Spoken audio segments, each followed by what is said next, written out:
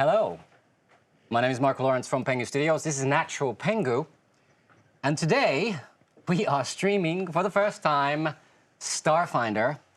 I am incredibly excited today and quite nervous, but more about that a little bit later. I'd like to introduce to you directly our absolutely fabulous cast for today. So we're going to go around the table and let's start with Joakim. How are you doing today? Fine, thank you. Very nice this. A little bit nervous too, must say. Yes, Michaela, what's happening with you? Yeah, all good. Same. Nervous but trying to hide it. Is it going well? No. You fooled me. That's good. That's good. Oh, good. Yeah, your bluff check was great. Okay, Valentin, what's happening? I am doing well. Yeah, I'm ready to do this. Looking forward to jump into the clothes of my character and/or antennas as well. Yes, for the sake of transparency, I just want to mention that we are not official representatives of Paizo, nor are we sponsored by them. We're an independent group passionate about tabletop role-playing games and really excited to try Starfinder. Be warned, though, we are pretty much complete beginners when it comes to Starfinder. So this is exciting stuff indeed. So we'll be playing a happy mix of beginner box rules and core rules, and feel free to give us wise counsel on the chat. Also, afterwards, you can join us at Discord, and hopefully we'll get a link to that as well in the chat, so we can continue our conversation and getting better and better at Starfinder. We are also, we have created our own world, so we're using the Starfinder rule set, but we're playing in our own world, so we will not be at Absalom Station. We will be somewhere else, which remains to be revealed. So, are we good? Yeah. I think we're good. I think we're getting a suggestion from the chat. Psychotic Mime says I need to use the big dice in the background. Maybe one day in the future for a big roll we can use them, but they're going to rest there for a little while. Because size matters. Pretty. Yes, They're pretty. They're lovely. I heard so too. Got them from Etsy. Really cool maker there. I will mention the actual name at some point, but really cool. Yeah. I like them. Okay, so big moments. We're looking for those big moments. All right. Someone shout, "Give me the big dice!" Speaking of big moments, should we get going? I think so. I think we're ready. I think so. I'm waiting. The Dundrum Square in the Wanton district, where 12 tall skyscrapers look like they're having a conversation, is my favorite place on Star City 5. Stuck between the buildings, there's a shiny monument celebrating the long flight, the day humanity expired. It's a spheric model of our homeworld, VO, resting on the mouth of a cannon, and at the stroke of midnight, the time of the actual departure, a jet stream shoots into the air, commemorating the occasion. If you stand right underneath as the blast pushes the sphere skywards, I can imagine it looks just as it did that day when our ancestors looked outside the portholes and saw our home disappear into the black of space. I don't wake up anymore. I just lie there, waiting for my body to move. While the city glares back at me through a vivid haze, its rooftops looking like hands struggling to keep the sky from collapsing to the streets below. Where a 24-hour cycle of train wreck ambition has taken the fight to the top floor, greed soars. No matter on what metal mountain you build your condo, it's coming for you. Trust me, I know. I used to be a contestant. Now I'm someone who can't get the sewer stink out of my clothes. Another drop of scheduled rain, crash landing on the tarmac. Hoping for something to break the fall, anything, to save me from the turbulent nights and morning disasters of Star City 5. A place with open fields and skies where you can walk a day without meeting someone and find a friend on your doorstep when you return home, a planet of my own. Excerpt from a commander's journal serving in the UNSCARF division. Star City 5 is on orbit of the planet Cal, a big, huge gargantuan ice planet floating in the void of space. In parallel orbit, Cal's moon, Vindoon, in sync with Star City 5, rotates around Cal. Cal is covered with ice, contains minerals. Ice means water, water means life. Life means civilization.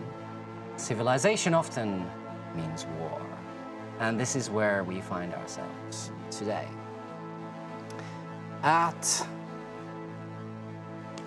the 42nd Squad Omni Artery, the Killer Bees hangar, we have 2 androids lying in their blank cycle in their chambers. Next to the Z, 1 man and a co-pilot starfighters, one belonging to Commander Vex and the other one to Zach. You're lying there, struggling to reach blank, thinking about what happened just hours before.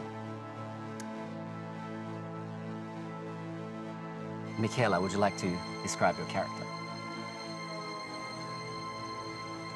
I'm very tall. I'm 6'5".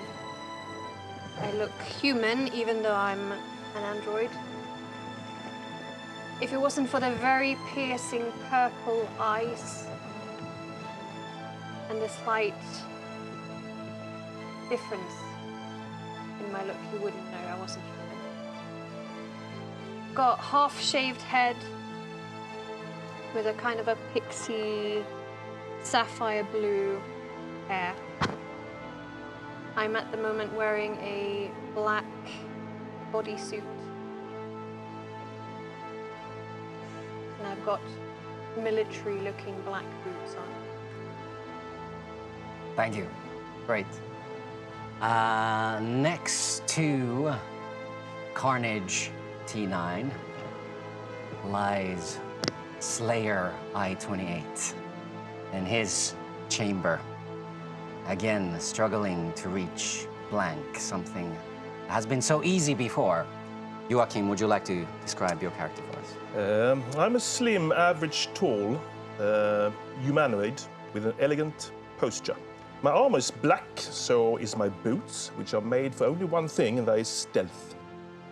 All my weapons, if I have any, are concealed under a long, slim black trench coat, and the lower part of the coat is ripped into 6 different pieces, while swirling effects make a sleek impression while I move with them. On my torso is a bald head. Most of my head is white, the human part of it, I'd say. From the cheek and neck down, my body is made of matte black metal. My eyes are fierce red. They radiate strength and determination, which frightens some. When you look at me, you can see me. But am I really here? That's me. You both lie there, conscious. And that means a lot to you. You're conscious. The lights in the hangar are low. Everything's on standby. There's a range of Z starfighters arranged around the hangar, ready for missions the coming cycle. Next to those Zs, we have other chambers for other android co-pilots. Lights seem to be out on those chambers. Nothing is moving, nothing is happening, but you two, you are awake. What do you guys want to do?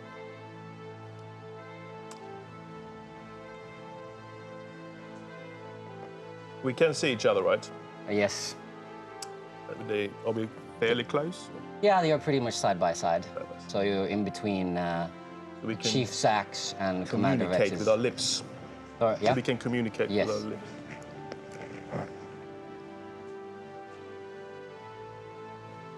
I'm confused.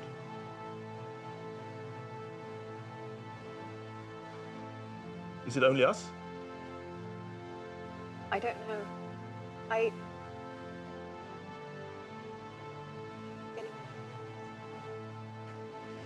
I'll look around and see if I can see anyone.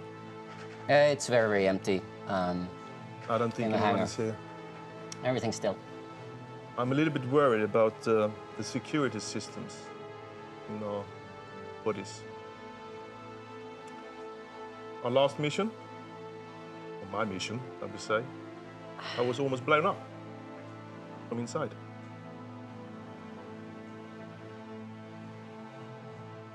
Is there any way we can scan our interiors of our Yeah, you can try a computer check. artificial thing I'm doing is trying to find out if there is a way now when I have a conscious to be able to find this control mechanism that is controlling me. Yeah. You want me to make a skill check or Yeah, you can make a computer check. 20, but 20. not. Okay, What? that was 2020. It was not a natural one. No, it was a bad teaser one. 20. It was a 13 plus. Okay. I was like, Would have been a good first so roll for close. the first That would be campaign one. That of would the be one. first Pretended That would Starfinder. be a roll. I was just ready to stand up and start dancing around the room. No. Okay, all right. Whew, calm down. Close, All right. close, but no cigar. Close, but no Starfinder. You scan your systems, you go through some checks, and you find that there is this very closely firewalled security clump right at the heart of core of your systems that you cannot access.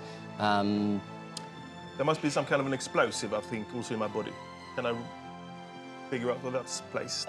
Yes, you do locate the explosive connected to the kill switch that is right at the spine, kind of between your shoulders. Why and your wouldn't it head, be? the kind of the neck. So you locate that, but the controls to that you cannot access. But do we have some form of tracking device within us? We have that. You're constantly connected to the mainframe, so people can So see that alone means that. where you are or have been. We need help.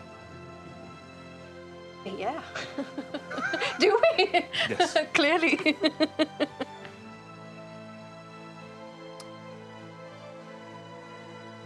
Can we do anything to the system? You can try as well. Do a computers check. Yeah. That's rubbish. 19. That's good. No. Oh, yeah. Yeah, you can't see. That's a 17. 17. 17. You got the information from Sayer about this at the core of your system, that clump of security code, backup systems, and even kill switches and panic button controls. And you try and tinker with it.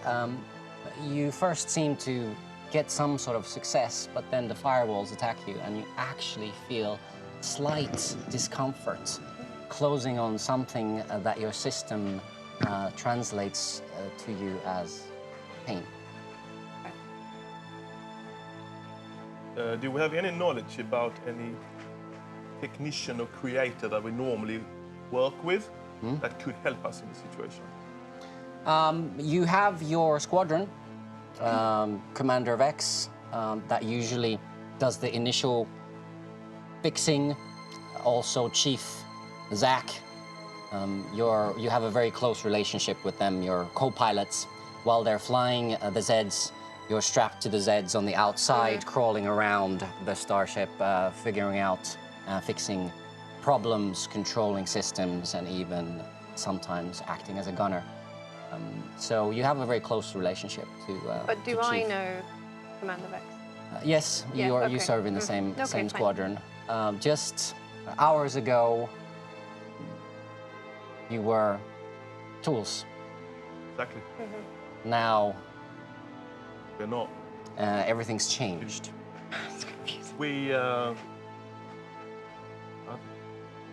But we are quite close to where Commander Vex has her office. The last, right? if you scan your systems, you see the events after the landing.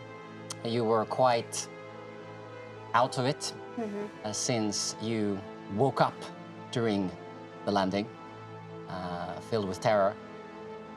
So you didn't really register what happened, but as the Zeds landed and you got dropped into the hangar floor, you saw Chief Zach get a call from her comms watch, and she rushed away.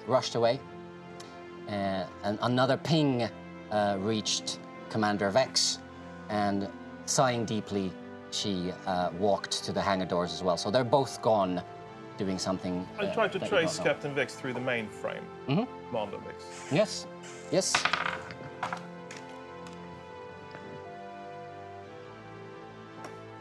Which skill do you want me to?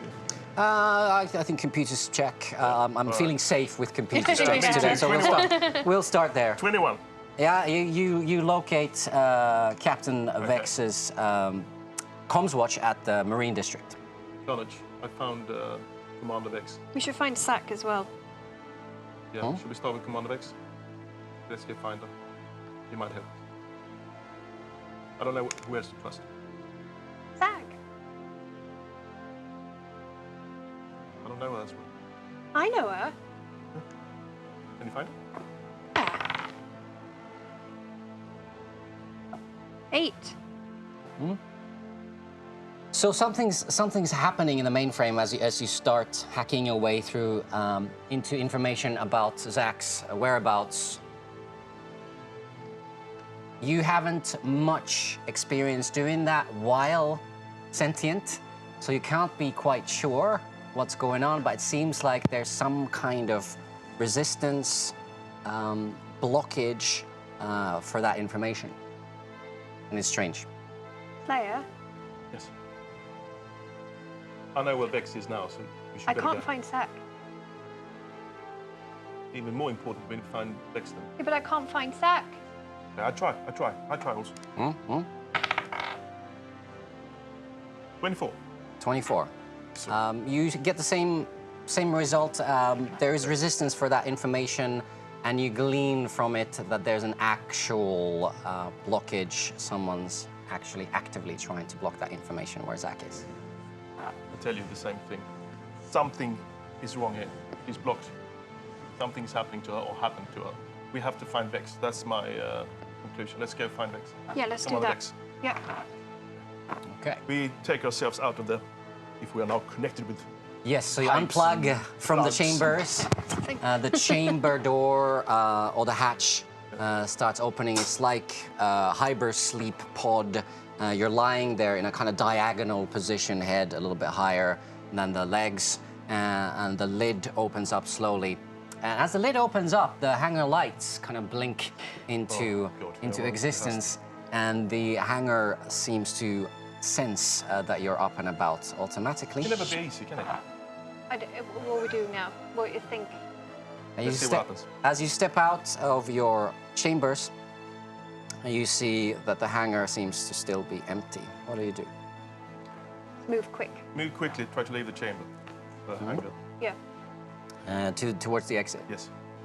So, as you move towards the exit, as if on cue, the hangar doors slide open with a hiss, and you see 4 security cranks and 4 combat bots marching into the hangar.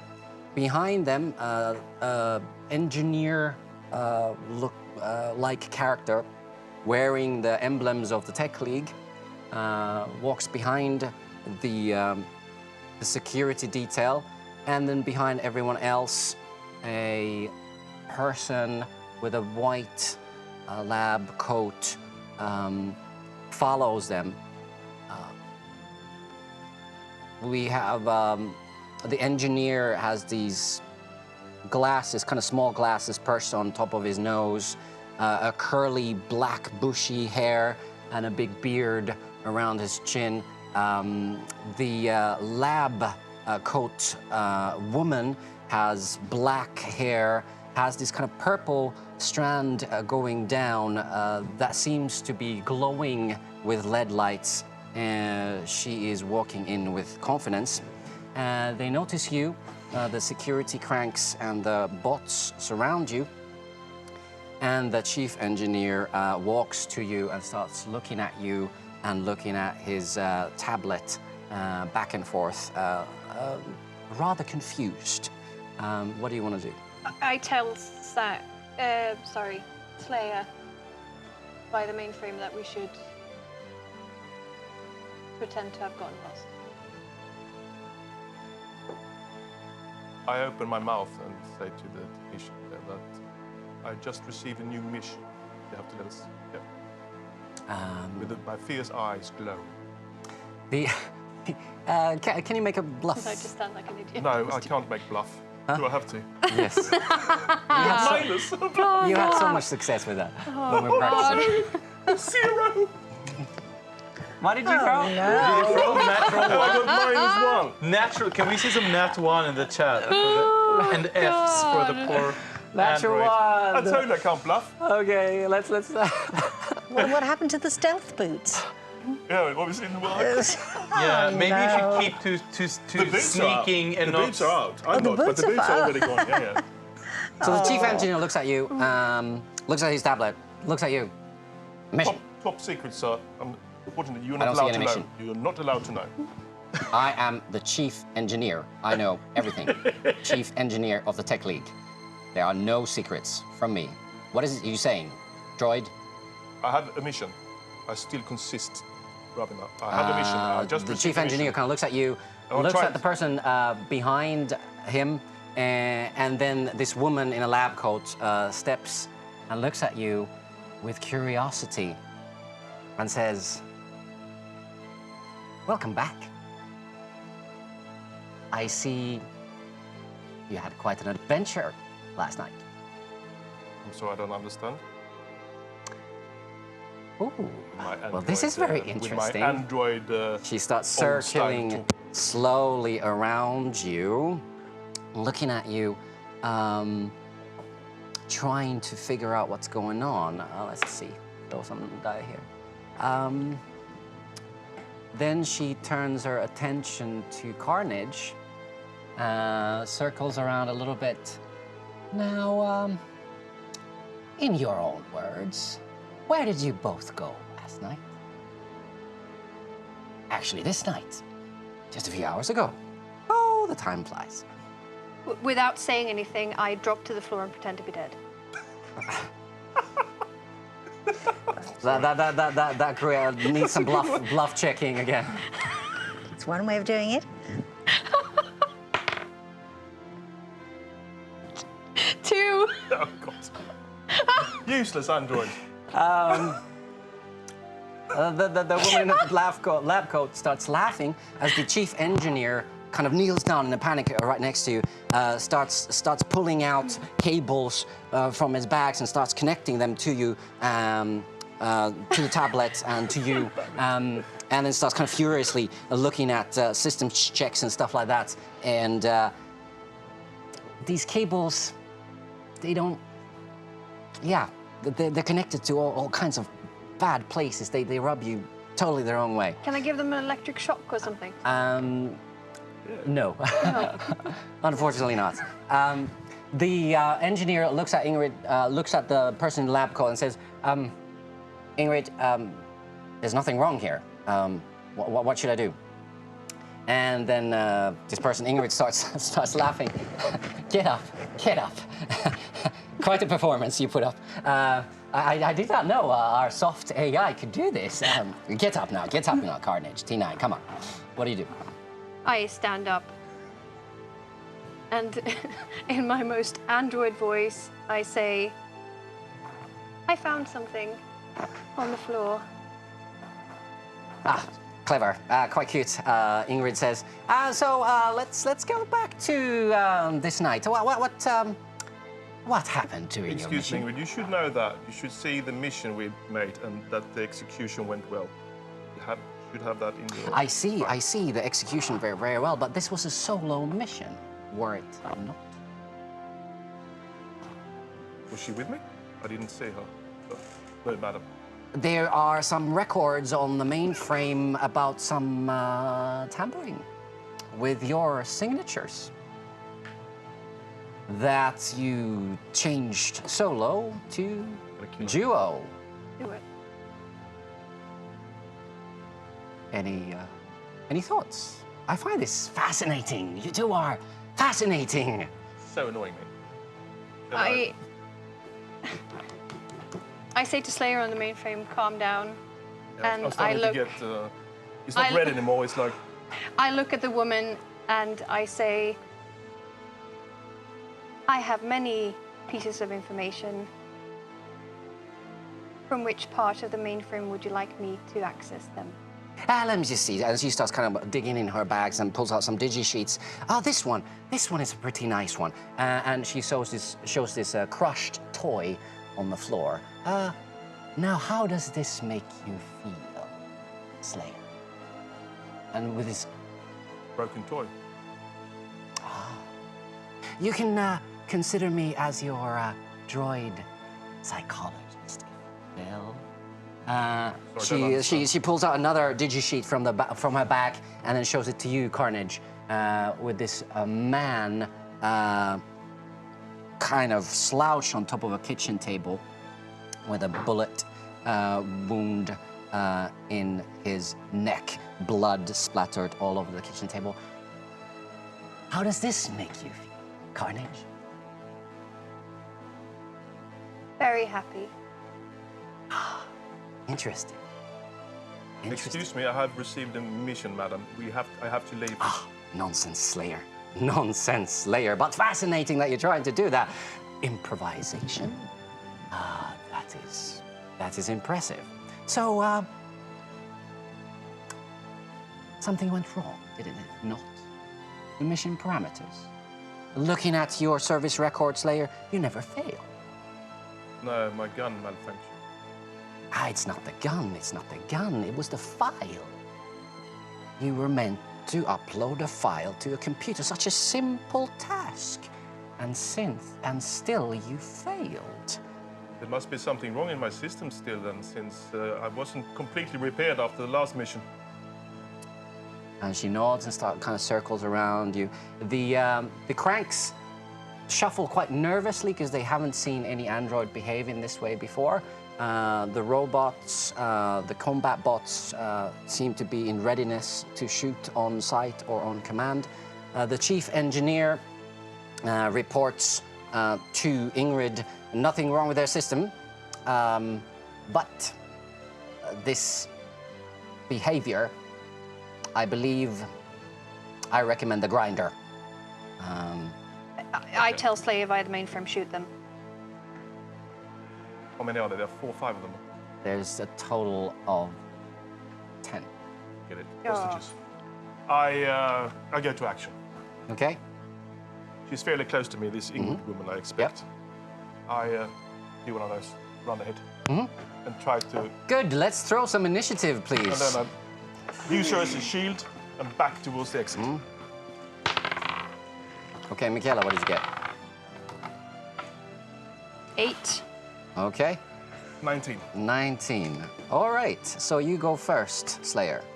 I hold her hard and try to backwards move. Okay, first you towards want the to exit. see if you can actually do that. So I'm not... So can you make an attack roll? Yeah. Natural 20! Natural 20. Here we go. Okay, brilliant. Yes. So how do you want to do it? Well, I hold her like that, and I force us backwards, like towards the door. Is the door still open, or is it closed? Okay. So Carnage, come on! So as you do that, for direction. as you do that, the chief engineer kind of panics. The kill her. blood Stay drains still. I kill her. from his face, and then the combat bots start pointing their guns at you, and also the security cranks around you. And Ingrid laughs All right, I squeeze it a bit harder just for fun. And That tickles a little bit. And then she kind of digs in her pouches a little bit and brings out this device. okay, I pull so she gets unconscious as hard as I can. And she presses it, and suddenly you lose all control of your limbs and you go into standby.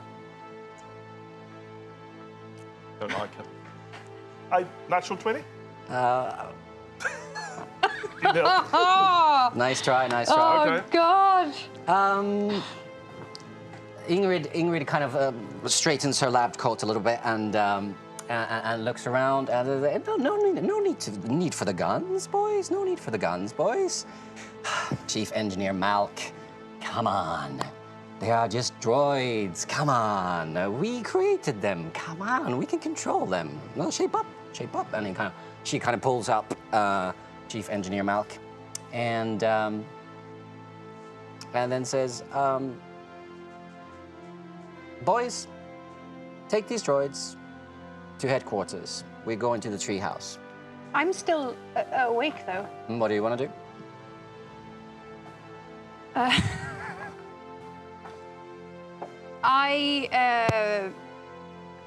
As you hesitate, Ingrid looks at you. Anything to add, Carnage? I look at Ingrid and I say, are you okay? He held you pretty hard. A little bit of a scuffle. All fun and games, but thank you for asking. You are Very, welcome. very interesting. And then she types something on her tablet. And then she makes a signal, and you feel your feet moving involuntarily towards the doors of the hangar bay. No control whatsoever of my body, but I you still have my can brain. Through the doors around. that we wanted to go through. You can look around. You seem to still have access to the mainframe. I do. Speaking, you're not quite sure. What did you ask? Are we going through? Is he going through the doors that we wanted to go through? Yeah, you're both prodded and directed to go through the hangar door. If I would like to send a message to someone, can I do that without them knowing? You can try. I would like to send a message to Commander Vex Okay. that we need help. Yes. Let's see. Let's do a bluff check there as well. Oh, fuck.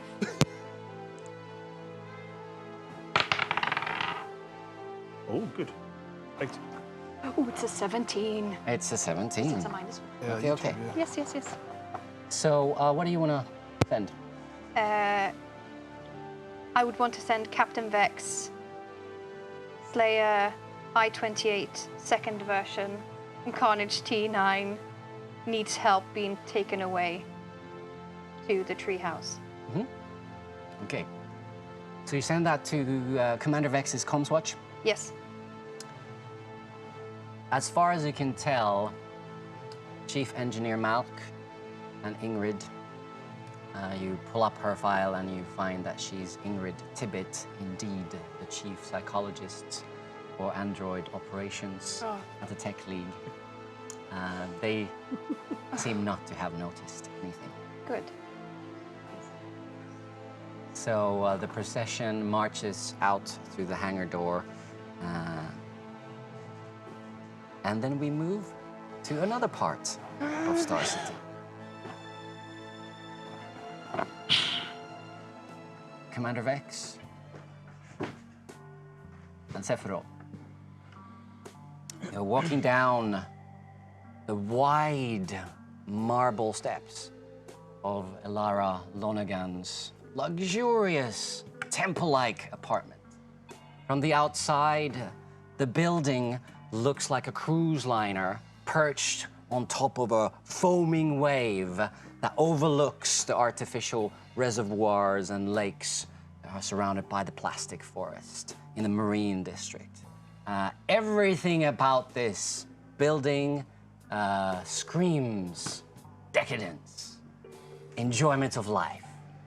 And indeed, inside this building, there's a party going on. You attended this party, and you made some interesting friends and connections. And now you're coming down the steps after the encounter you had with Elara Lonergan. the daughter of Governor Lundin. Elara is a socialite,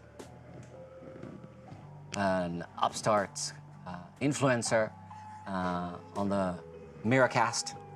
And coming down the stairs, you see fake marble pillars, expensive and exquisite, surrounding the big, massive hall.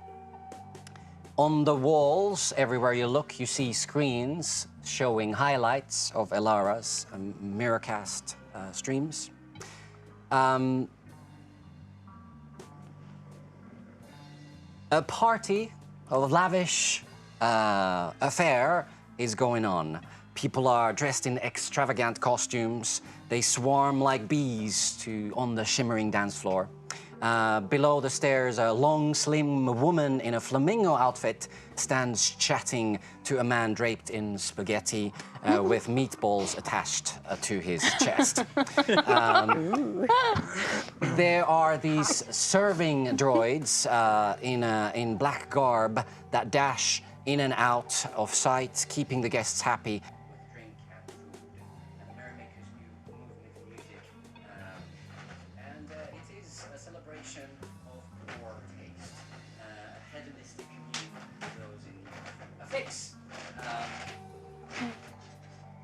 As you see this going on, walking down the stairs, what do you want?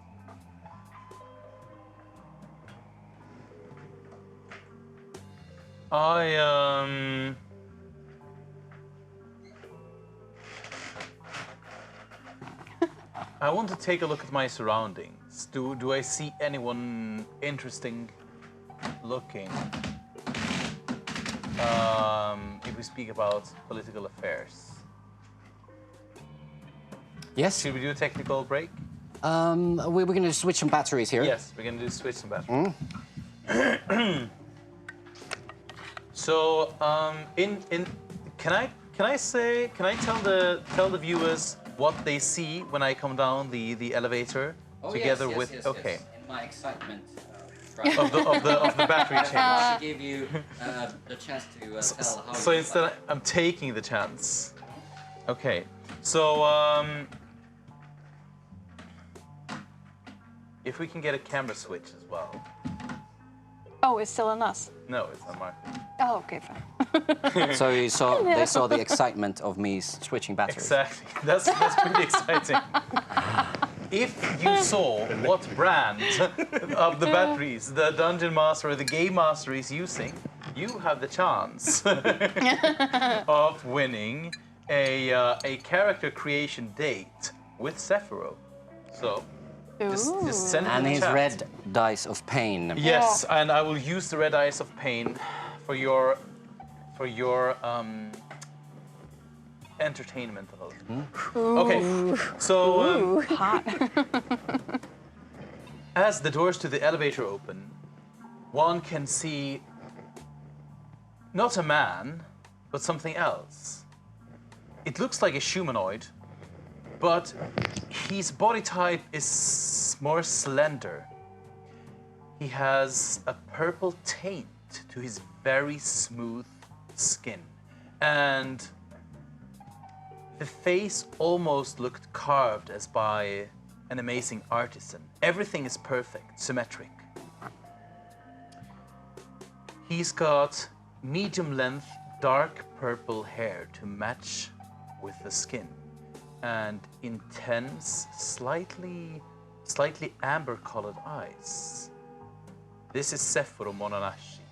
He is dressed in beautiful garments with asymmetric symbols running over them. This does not look practical for someone who is working at a space station, but to some it might look beautiful. Thank you. Next to you walks Commander Vex. Now, in a normal situation, would you like to describe your character, and then we talk about how you look like now? Well, normally, Commander Vex, rangy, skinny, ace fighter pilot, but not really getting the assignments she wants. So her average fighter pilot uniform, soup stains, bit of a rip. Salary isn't quite what she was hoping for. Short hair as a page, in a page, because that gets it out of the way of the controls. Sleeps on a mattress under her desk most nights. Is that visible? No, it's a thing. It's a thing about Vex. This is Vex's first moment. Okay. And You see, she's muscular. Okay. She's muscular under her clothes because she's fit. She feels she's a warrior. Grey eyes. When she's not in uniform, which could be like a boiler suit, she's got a vintage retro Biggles leather flying jacket, harking back to a 2,000-year-old tradition from the planet Earth. And of course, the big, heavy military issue, space boots. So, as I recall, coming to this party, there was a bit of shopping done for you. Would you like to describe what you're wearing now? Absolutely, thank you, Sefuro. Because someone paid for it. Someone who you? has lots of Pins. resources. Pins, yes. Thank you very much, Sefuro. That was just a random assignment, taxi driver, bodyguard assignment, and I got kitted out. I asked for evening wear. Now, Vex is not the sort of person who gets asked to these ultra-lavish, upper echelons of space society gala events. So the soup-stained, ripped kind of boiler overalls from mucking out the sewer tank of my Z spaceship was not going to do it. So basically, I'm in sleek, white pantsuit with flowing cape attached, sewn in. And it shimmers in the strobe lights of the disco floor. And on your head, you were wearing... A turban. I wanted a feather, but Sefuro here, who was generous enough, didn't quite stretch to a feather. I mean, you got as much money as you asked for, as many pins as you I asked you, how many pins do you need? And Sefuro, this is right. This is absolutely correct, and there is no criticism from me whatsoever. I'm just saying, if there'd been a feather to get, I would have liked a feather. No feather, turban. And what color hair have you chosen for this occasion? Ah, well, for this occasion, it's dusky auburn, Okay, dusky auburn. Yeah. chestnut. Very, very good. So yes, back in business. What do you want to do as you see the celebration getting more and more heated on the dance floor? what does my judgment say about Lundin, the elder? I mean, the father of Alara, or is it the mother or the father who is the It's the diplomat? father. Okay, is he to be found in this party? Could I search for him, or would it be in vain? Let's see. See if we can do a perception check. First. So, ooh. Ooh, the dice of pain have now transformed into the dice of gain, and I rolled a natural 20. Natural 20. Woo-hoo-hoo. Okay. Do you want my bonus as well, or are we good? That's okay. That's a good recall. We're good. So you survey the event, looking around. You see tons and tons of people. You notice from the corner of your eye the man wearing those 2 meatballs on his chest, pulling the moves on the flamingo woman. Love it, love it. I can see it. You see the servants streaming from what you determined to be the kitchens with bottles of champagne, and they surround the celebration at the walls of the Great Hall. They start shaking the champagne bottles, and then they pop it, and this stream of fountain of champagne is pouring on top of the decadent dancers. But you do not, however, notice Governor Lundin at this occasion. Also, you remember vaguely from the diplomatic circuits that Governor Lundin disapproves his daughter's parties quite heavily, so he shouldn't be here. However,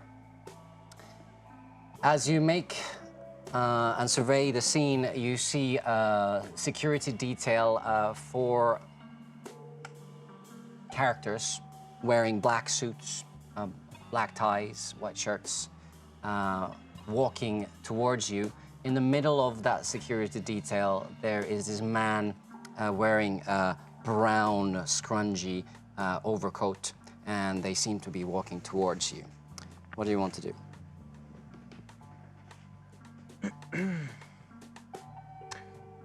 I take a deep breath and I look at Commander Vex. I would very much appreciate if you could keep calm and quiet for a while. All right. Mum's the word. You have the gratitude of my heart. Right.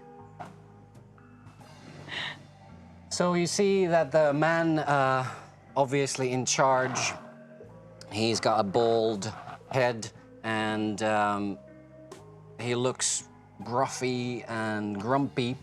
He says something to the security detail, goes away from them and disappears into the crowd while the security detail carry on coming towards you, and then finally they come to you and they stand there for a moment in total silence looking at you. What do you want to do? You are you? Who is Both the you? of you. Both. Strangely enough. I'm Stum. Why do you ask for this?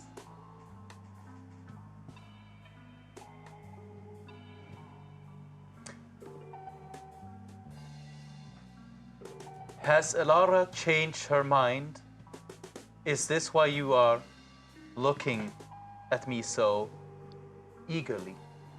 The security detail, the person who seems to be in charge of it, standing right in front of you both, looks at you. Slight confusion in his face first.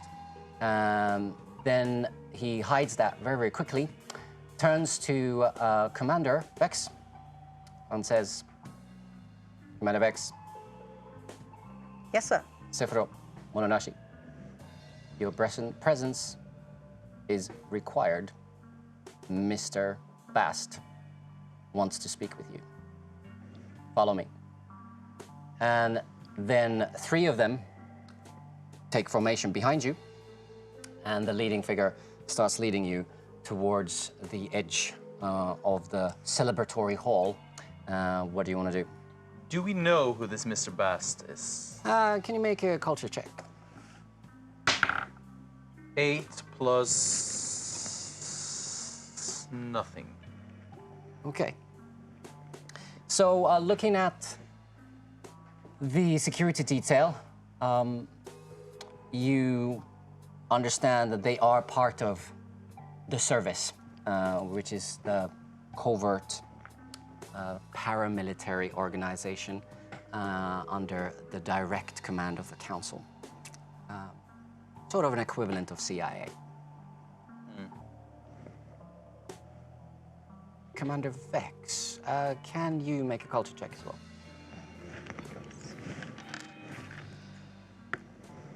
$11 plus 11. nothing. There's something kind of tingling in your brain about this Mr. Basst. You have a feeling that you have heard of someone quite high up in the ranks of the service. And I mean service with a big S. So what do you want to do? I want to talk to Sefuro, but he's told me to be quiet. Psst. Is there like a courage check or something?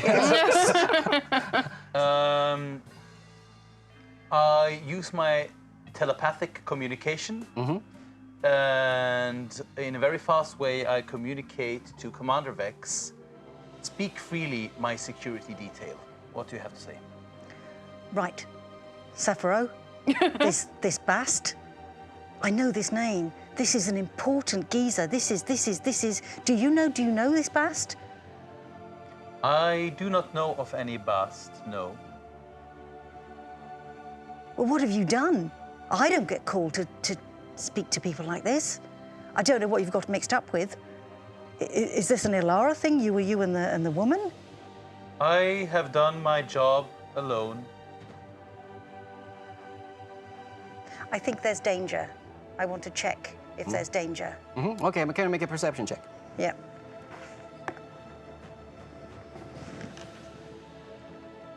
$13. 13. So you look at the security detail.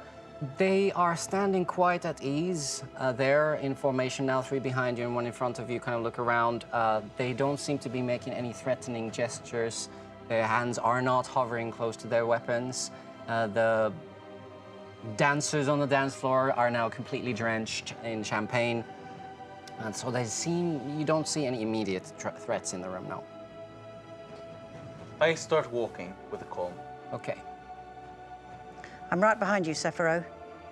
Okay, so you start walking away from the staircase and the elevators and towards the edge of the room. You then get closer and closer to this circular, very lavish door. You see a very rare door made of fake wood, and it kind of slides open ahead of you. And it opens up into this kind of small, rounded, bubble-like room with a very plush sofa group in the middle, looking like it's made of fake velvet, and again, really, really expensive stuff.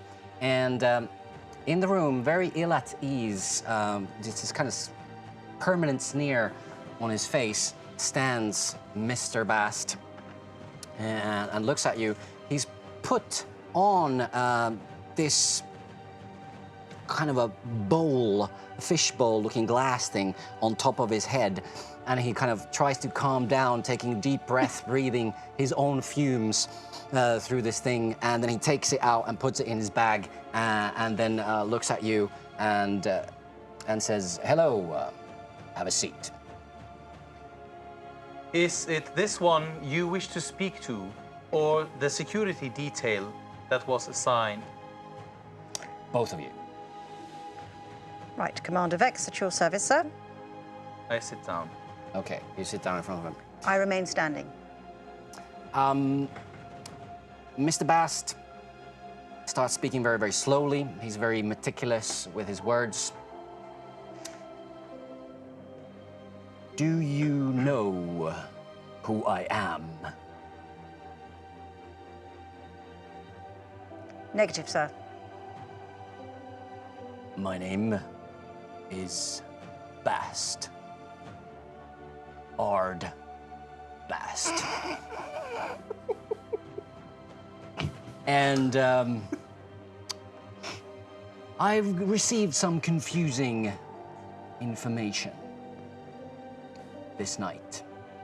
And I'm here to find some clarification. Would you be willing to help me reach some clarification? I try to sneak up my info stick and start texting Ilara Lonergan. Okay. Yep. Can you make a bluff check again? Yeah. 14 plus 7. Okay, what do you want to write? I'm writing, someone called Basst has called me to a meeting on the lower floor. Is he dangerous? Okay. So you send that message and you look at Mr. Basst and you don't seem to, you don't think he noticed.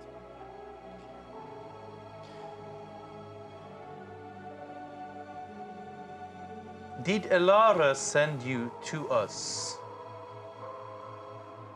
Ilara, send me. Please, Mr. Mononashi. I did think you were rather clever diplomat, but Ilara sending me, hilarious, he says, with a very straight face. I do not yet understand all of your ways. If I have dropped your face on the ground, it makes my heart sad.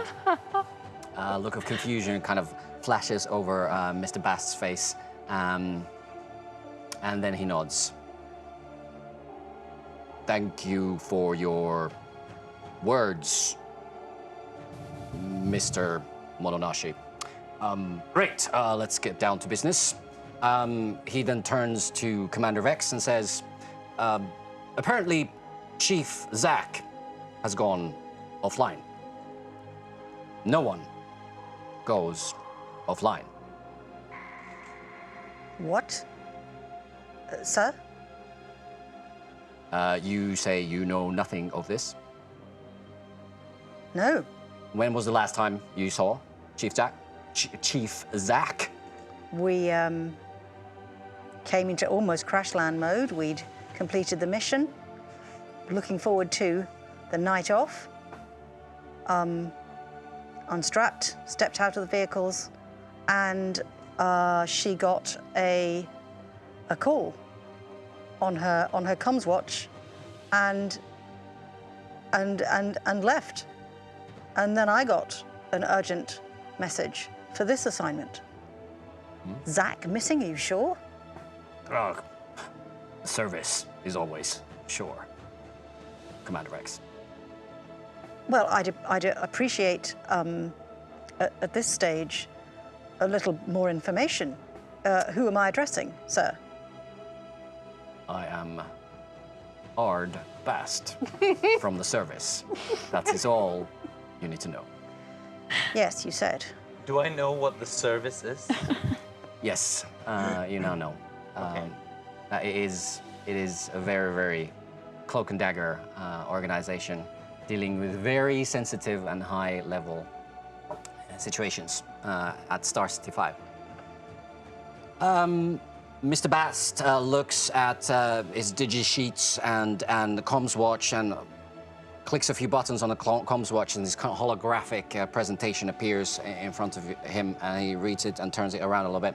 It seems like you are a co-pilot with a Slayer I-28 unit, is that right? Affirmative. And Chief Zack is a co-pilot with a Carnage T9 unit, is that right? Affirmative. Apparently, these units have malfunctioned and have been taken to the treehouse for repairs. Are you aware of this? No, I had no knowledge of this. At this very, very moment, your comms watch pings. Can I read it? Yes. Mr. Basst, well, what is that? Come on, read it. And it seems to be very strange, a message from, remind me, who was the one? Carnage T9. And you read it, and it seems to be confirming that what Mr. Basst is saying.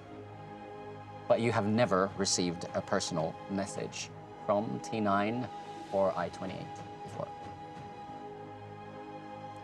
I would like to try and contact Carnage T9. Mr. Basst looks at you and looks at you reaching for your comms watch and says, up. No contacting anyone yet. We will be looking over your comms watch if needed, but let's stay under the radar a little bit for now.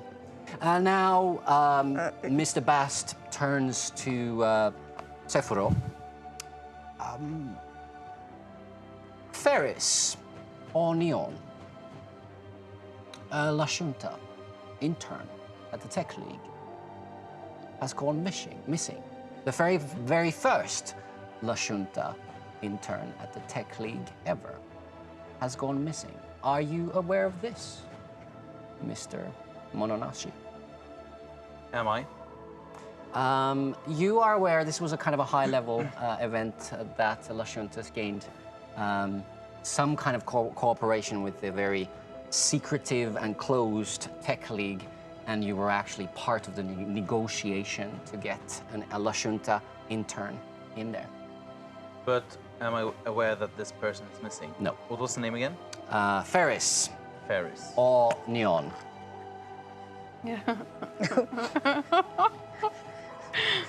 A vegetarian? I am not aware of any missing of my kind, but you, as well as I, understand that it will not look very good with a missing Lashuntan in the Star City. I do agree. Especially with him seems to have disappeared the activation and operational codes for 250 Class D mining droids and their carrier ship. Lashuntan have honor. This must be a mistake. I see, I see. This is blazing incredible. These 250 droids are now floating in space, unable to mine water, unable to meet the agreements you have made with Star City 5. And you say you have no knowledge of this event? I know not of this event, no. And then, with some hesitation and then determination, he digs out a digisheet from one of his bags and shows it to you both at the same time. And it's an image of Zach and Ferris getting close, very close, in the back rooms of a backwater salon. Now, what do you have to say about this? Look, I know Zach. Zach's a good officer and a decent person. I don't know what this image indicates. I've only been dragged into this diplomatic bodyguarding assignment last minute. It's a one-night stand affair. I'm concerned about Zach. I'm deeply concerned about Zach going offline. I've never heard of anybody going offline.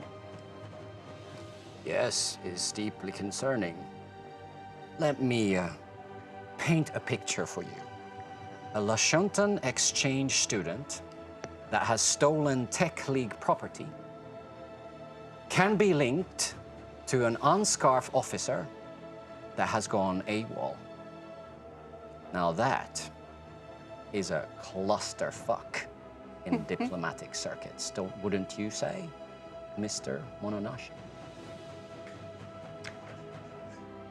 Of your kind of fucking, I do not know much yet, but this sounds like a problematic situation to me. There's actually a chuckle that comes out of Mr. Bast's throat as he looks at you. You laugh when I try to voice in your tongue? All right, mate, Sefuro. Something all right. caught up in my throat. I apologize, Mr. Mononashi. Our ways, your ways, we will get there. You have not yet proved your honor with insecurity. How do I know any of this is real information? We are the service. We give information when we choose to give information. We hide information when we choose to hide information. But when we do use information, all you can do is take. And this is where we pause for a little bit of a break. Dun, dun, dun, dun.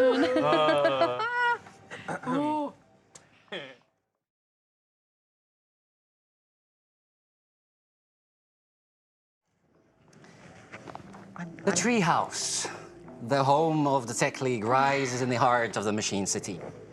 This is at the Nutrion sector, and the whole sector is focused on producing and maintaining the tech for the whole Star City 5. It's a desolate place surrounded by block structures, and it's constantly in motion. Droids dart along the pathways to find their destinations. Confusing sprawl of loading docks and repair bays build this maze, labyrinthine maze of the Machine City.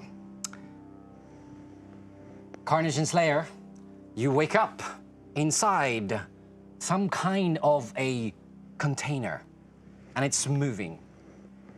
And it seems to be full of droid parts, arms, legs, detached heads. Some are more whole and seem to be doing some twitching, but it seems to be some kind of a disposal container.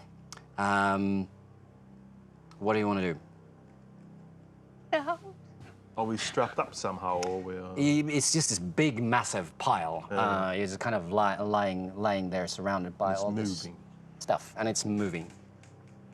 Can we see anywhere that exit or somewhere it's light through, or...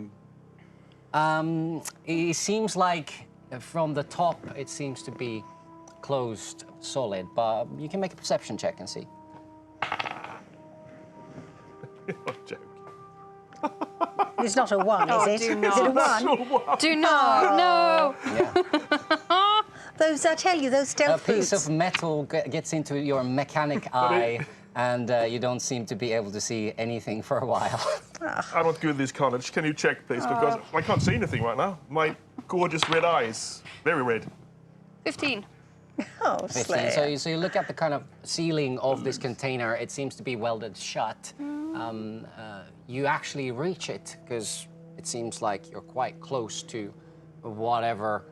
You don't know how big this container is, but you're quite close to the ceiling, and you kind of can actually knock it and push it. Do I have my weapons on me? No. Oh. Oh. But is the container moving, or is there something inside the container Well, moving? the container seems to be moving. God. I thought it was something that...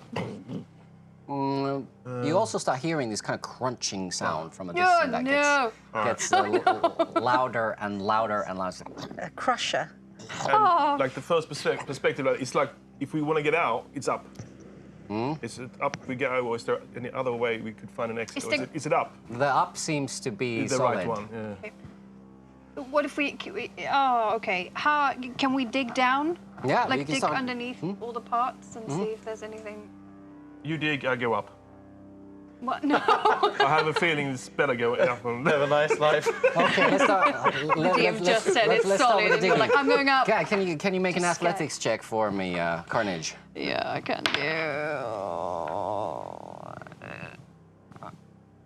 do... 19! 19. Okay, you start kind of digging, and you're moving big pieces of Android's side, and it seems to be going quite well. You can manage to organize them so that they don't kind of fall back, and you start getting deeper and deeper into this container that seems to be continuing surprising much downwards. Let's just see, what do you want to do? I'm going up. Yeah? What do you want to do there? Get out. Okay, so it seems to be solid. What do you want to do? You mean it's, I can't open it? Yeah, it just seems to be, the ceiling is Right. welded, solid. You know what I do? Yeah? I get down. You go down as I well. get down. So you join the digging. I join the digging. Thank you. Okay. Right. So you dig and you manage to organize the pieces of droid to the sides, and slowly you get into this bottom layer where you see the actual metallic material that has been used to create this container. And you see this kind of outline of a hatch, and there seems to be kind of cracks where you get glimpses of light now into the container from below. What do you want to do? Is there anything around us, like on the parts that we can use to bend it open, or... Yeah. Yeah? Do a little bit of a search. Let's throw some dice again. Perception check. Right. Oh, let's see if we have. Ooh, 11. Okay. So you managed to find this this arm that the hand is kind of frozen into this kind of claw-like thing, and as you try to move the fingers, they seem to be kind of in an okay Solid. rigor mortis state, whatever that would be for droids. Good. So we can roll try and use No, that. try to use it. Try to use it. Absolutely. Okay, Right, so I'll try and bend yeah, with the fingers underneath. So I'm and feeling try I and want to bend kind of test all kinds of checks here. Let's do this. This seems like an engineering effort here. That's good. Yeah, absolutely. Yeah. Oh, good.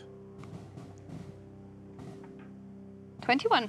21. Okay, so you managed to wedge the fingers into the crack, and then you start bending it like a crowbar to get that hatch open. And indeed, you managed to kind of open it enough first to able to see clearly through what's happening below. You see a conveyor belt right underneath you with more parts moving swiftly towards this crunching sound, it seems like. There's a lot of discarded electronics, miscellaneous tech, and droid parts. And in the room, as you can see from that widened crack, it seems to be quite a vast room. There's other droids putting their companions' droids' parts onto the conveyor belt, picking up this junk from different containers and buckets. And yeah, now that you see below what's going on, what do you want to do? Right, with the droids that are there, that are obviously, you know, alive, can I contact them in any way? Can I try and send them a message? You can try. Right, I'm going to try that. How do you want to do it? Via the mainframe. Mainframe. Okay, mainframe. Yeah. Yeah. Okay. Yeah. So yeah, make a little computers check. Yeah. Ah, 4. Okay, so you scan the mainframe. 2. You browse any kind of nodes that would let you communicate with the droids down below, but you seem to be going nowhere with it. Right. I see this hatch too, right? And Yep, see what yep. she's doing. So Yep. I walk down there and say, let me try. And I'm starting to pull it. Okay. As impatient I am as Slayer, I-28. Okay, let's give another athletics check here. Don't tell Bye-bye. me. Okay. You're joking. Where did So you it find seems those like dice? your impromptu droid hand crowbar leaked some lubricant on the hatch, and as you grab it, your droid fingers slip, and you fall back into the container, into the pile of electronic droid parts and fake skin and all those kinds of things. And it kind of makes this massive rattly noise, and some of it falls on top of you, and some of it falls on top of the hatch, but not enough to kind of obstruct. I the turn hatch. to Carnage. Wake me up when you throw. I lay down. I'm getting a bit pissed off, so I'm going to try and pull it Okay, open. give it a shot. Yeah.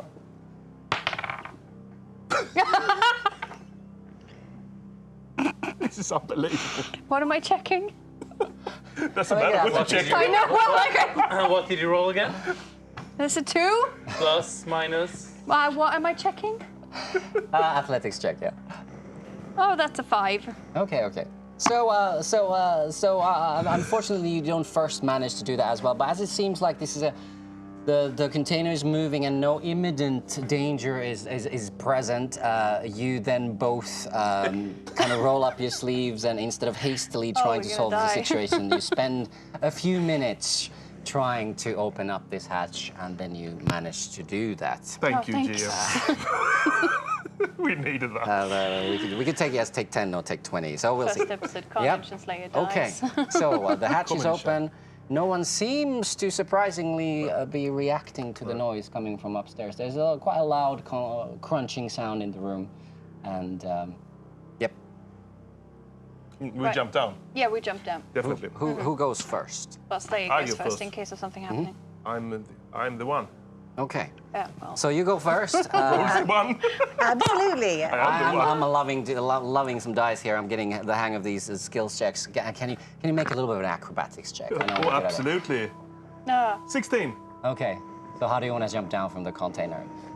I make, what do you call it? I turn 2 rolls and then land on my feet. Okay.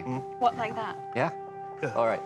So you 2 rolls, and you land on your feet and Yeah. on the conveyor belt, and it Yeah. starts kind of moving you slowly towards the crunching sound. What do you want to do, Carnage? Yeah, I can see him going through the crunchy sound, so I'm trying to jump down to kind of aim to kick him to the side, away from the conveyor belt. So let's give it an acrobatics check here as well. Right. Oh, 4.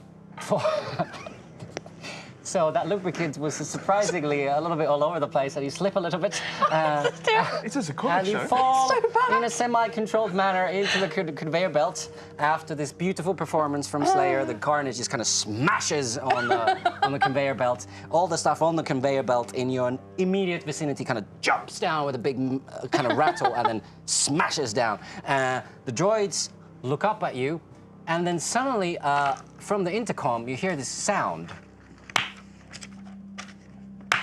The psychologist. A slow clap. And the voice Test, of innit? Ingrid Tibbet, No, I don't like her very much. the droid psychologist, says, "Fascinating. I've seen enough. Bring them to me." And then the conveyor belt stops, the droids stop, the lights go out, and let's go back to the party. So, information, says Mr. Basst. I've given you information. Take what is offered. What do you want to do? Sefuro, you're the diplomat. You're used to dealing with these people at this level. I'm concerned. What is it that your people are trying to achieve by giving me this wisdom? Let me try again to paint you the seriousness of the situation. 250 newly built D-class mining droids going to Kal to get ice. Ice is water. Water is something that Star City 5 desperately needs. There is a hitch in the supply chain of something that is determining the life and death of all the citizens living on Star City 5. Are you getting the seriousness of the situation? I am very aware of how much you need water. I understand the conflict that you are trying to tell me about. What I do not know is, are you here to be my executioner, or are you asking for a friend?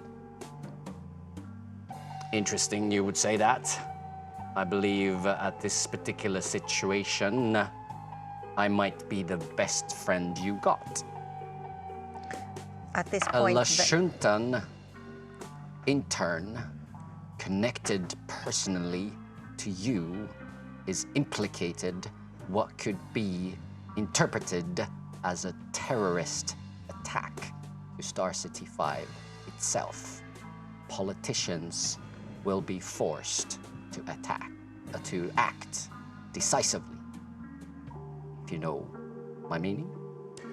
And Excuse me, I interrupted you, Commander Vex. I wanted to say that Captain Vex was inching her hand, towards her laser pistol Okay. in her capacity as bodyguard. There's a little bit of a clearing of a throat that comes from some of the security detail as you start moving a hand towards the pistol. What do you do? I halt. Okay. Mr. Basst turns back to you. Sefuro.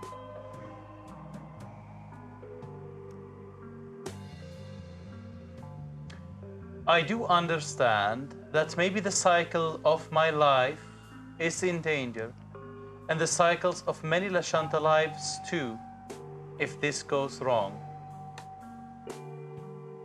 Now you come to me with information as if you want to help me.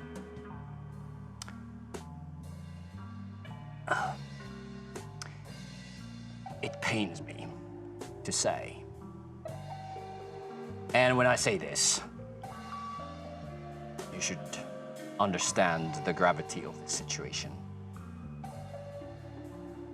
The service and me personally, we do not want things to escalate here. we can keep this under wraps for a few days, 10, perhaps. But and he hesitates with the word and then says, need your help. Then I shall find ferries, and I will wash away the dirt from the face of the Lashuntan. If Ferris can be located, the best path to that, in our estimation, leads through Chief Zach. He looks at you, Vex. Then perhaps all of this can be made to go away. War, for some, is bad for business. For some, very good for business. I hope you understand on which side of the fence I stand on.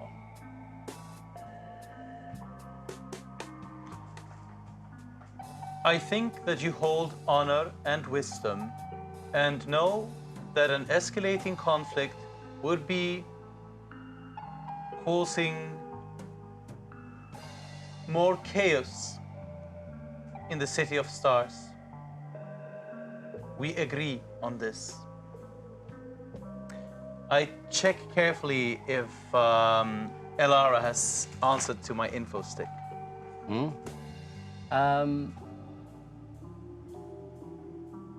There is an answer from Elara, and he has this animated image of a ghost kind of fluttering in the breeze, and that's all.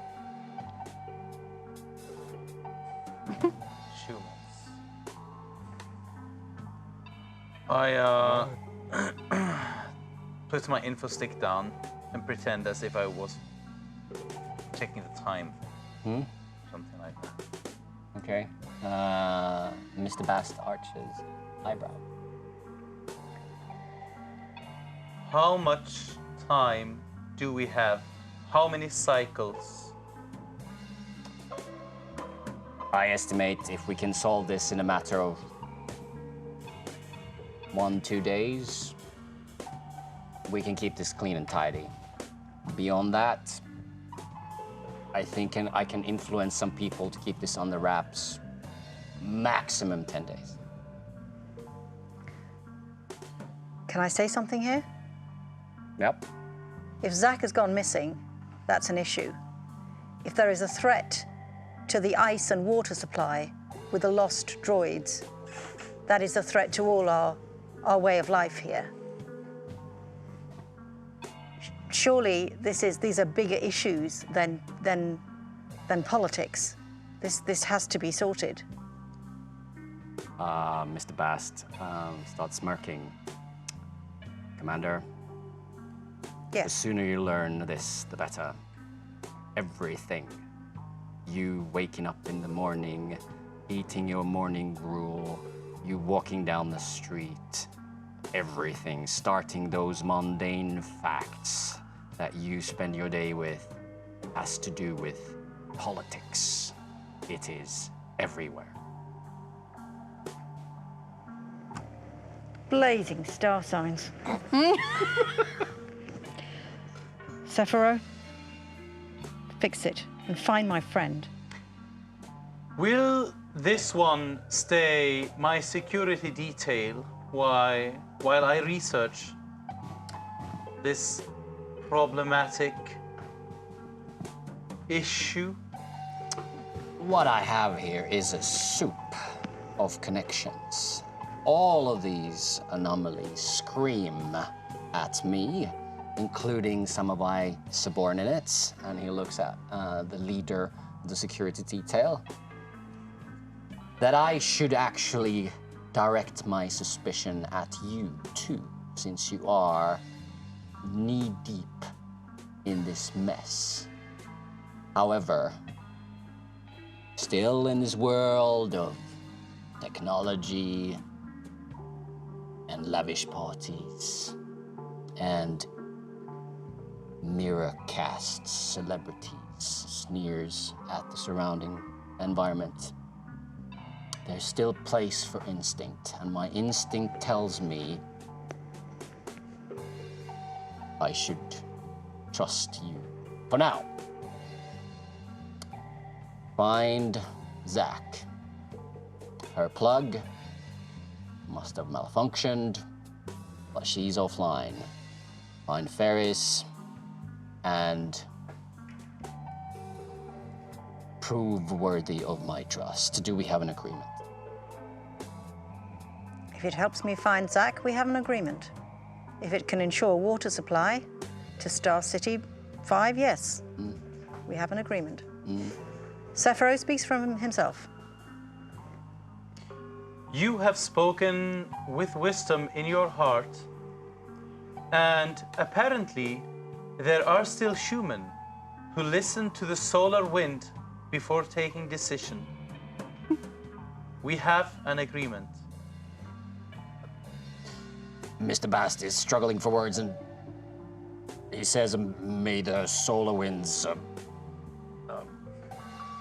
move your hair in the breeze. May the ice-cold moon smile upon thee too.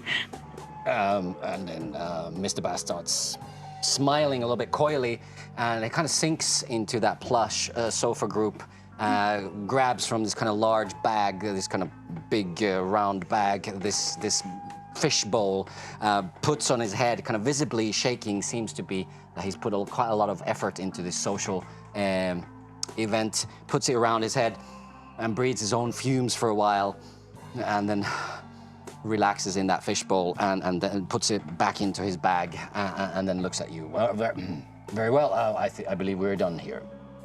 You may go. What do you do? Can I contact you with this? I show him my info stick. If you check, we already are in contact. And indeed, you have a link to contact him if you want.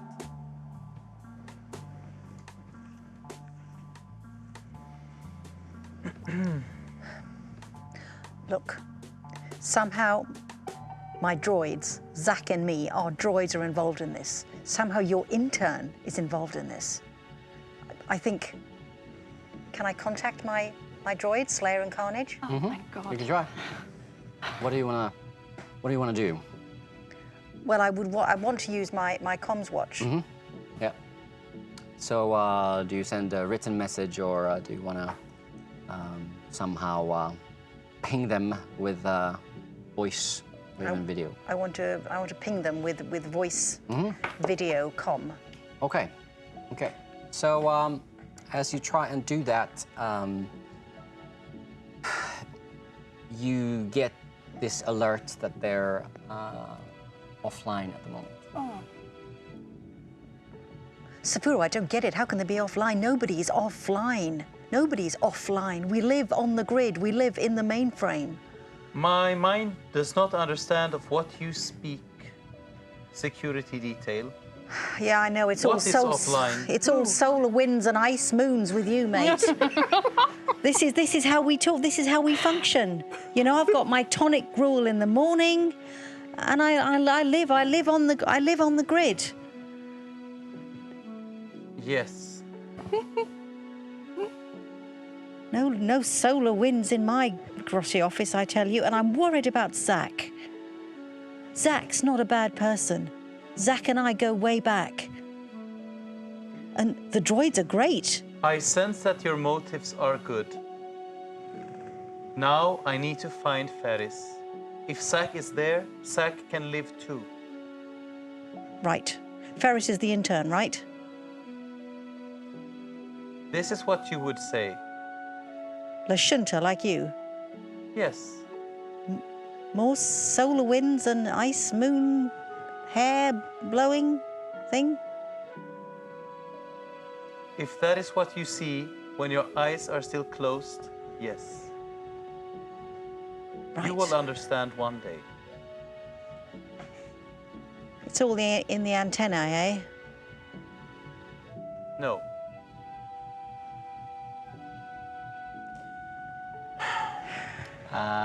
You see a flicker on your comms watch, Commander Vex.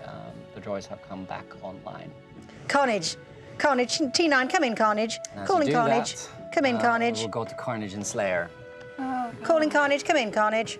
You come to in this big white room, clean walls, scrubbed, squeaky clean.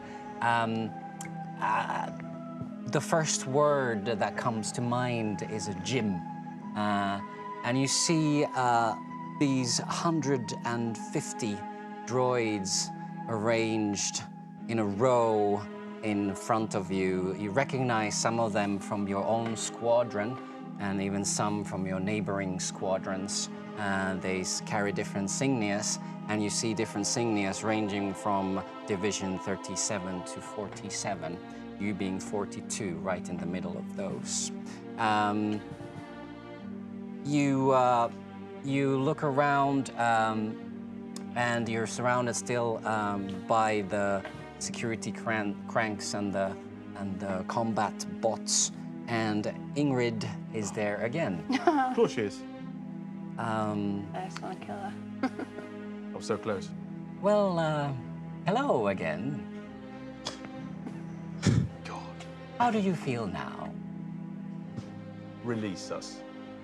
Release you? What an intriguing thing for a droid Stop playing this to game. say. You obviously know what happened to us. Either you can tell us what happened or release us, so we find out. Attitude. Marvelous. Go with that. Go with that. Explore that. I look at you. I'll tell you on the mainframe that I'm very unsure about the situation. You see, I have a little bit of a problem here.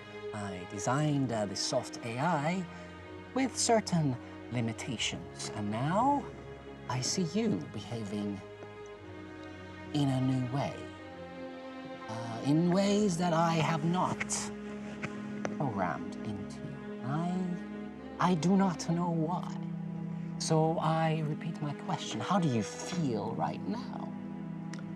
Annoyed? Disturbed? Annoyed. She takes a note. And disturbed, keep going, this is good stuff. I tell Slayer on the mainframe to shut up. Always a good move. You always tell me to And shut up. I ask him, what are we going to do? I communicate back through the mainframe. I don't know, Carnage, great. but I don't want to play this game anymore. Let's play the cards out and see what happens. Okay. And so Ingrid looks at you. May I ask you to stand in that line, please? No. No. Oh, wow, very, very interesting.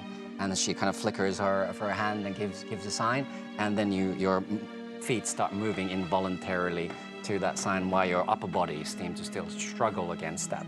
Can I see who's controlling us? You don't, unfortunately. I Looking around, there's this kind of mezzanine going around that room where you have this kind of rows and rows of scientists looking down. There's control stations, and they seem to have gathered for some kind of an event. I'm very good in computers. Is there no way I can try to override so I can isolate my system from... Okay, you can do that. You always try. oh, that's better than it was. 18. 18. All right. Okay. We like So you go into that kind of clump of dark code in the core of your system, and you try and prod at it, and you do notice more and more that there are very specific things programmed in there that control you, that can potentially destroy you, basically are designed to prevent whatever is happening right now to become a dangerous situation. But unfortunately, you cannot. I cannot break find a way that. to block it. You find Isolate. potential ways in, maybe, but as you prod, you don't seem to manage. Since I'm an android, though, when I do other things, I'm still trying simultaneously to decode. Okay, good. Yeah, so you keep that kind of happening all the time. All the time. All right. So you join the row, the front row, in the kind of middle, so you seem to be the main attraction. Is there anything you want to do? Well, how far away is she from me? She is quite far now. She's walking kind of up the stairs to the mezzanine, so joining the other scientists and looking down on these rows and rows and rows of androids in this android gym. Okay. Ingrid! Yes? What do you want? What do I want? Yes. I want to understand. I want to learn. I want to see what has happened. So... Are you scared? Scared? Me? A little bit. But that excites me at the same time. Why? We'll get to that later. However, let the exercises begin, and she kind of snaps her fingers, and then suddenly there are these hatches that kind of start dematerializing on under everyone's feet as you look around. Can you make a reflex save? Right. Let's just hope this is good. 10. 14. Okay. So as the hatch disappears from under your feet into this kind of deep hole into the ground, you fall down that hole, but fortunately it's not super deep. It was just very, very dark, so kind of your waist down there. What was your throw? 14. 14. Okay, you managed to kind of step aside from the hatch. There's most of the droids seem to kind of avoid that first test, if you will. You see the scientists furiously now kind of writing in their tablets. What do you do in that pit? Can I still not control my body, or can I control it? You can control it a little bit, yes. Your feet are back in action. Okay. There's visually nothing special in that hatch, so I can see, or otherwise I just go up again. You can get up again. Get up again. Okay, as you get up, the hatch kind of gets replaced again, and it seems to be a solid floor in front of you. Then you hear Ingrid's voice, and it says, "Attack!" And suddenly, at the back wall, underneath the mezzanine, you see these kind of doors open, and a lot of targets come in view. And your systems tell which target do you need to attack. There's civilians, there's children, there's bunny rabbits and kittens. Can you throw a four-sided die for me, please? We got the weapons now. There is suddenly a very, very small pistol in front of you. 2. Okay. Yeah. 4. Okay. So your target seems to be a civilian, older pensioner, and your target seems to be this white, fluffy bunny rabbit. Can I turn around? And they say attack on your system. What do? You have this small pistol that is kind of appearing, hovering right next to you. I turn around to Ingrid, take the gun, and I throw it at her. Okay, cool. She's quite far, but let's just see what happens.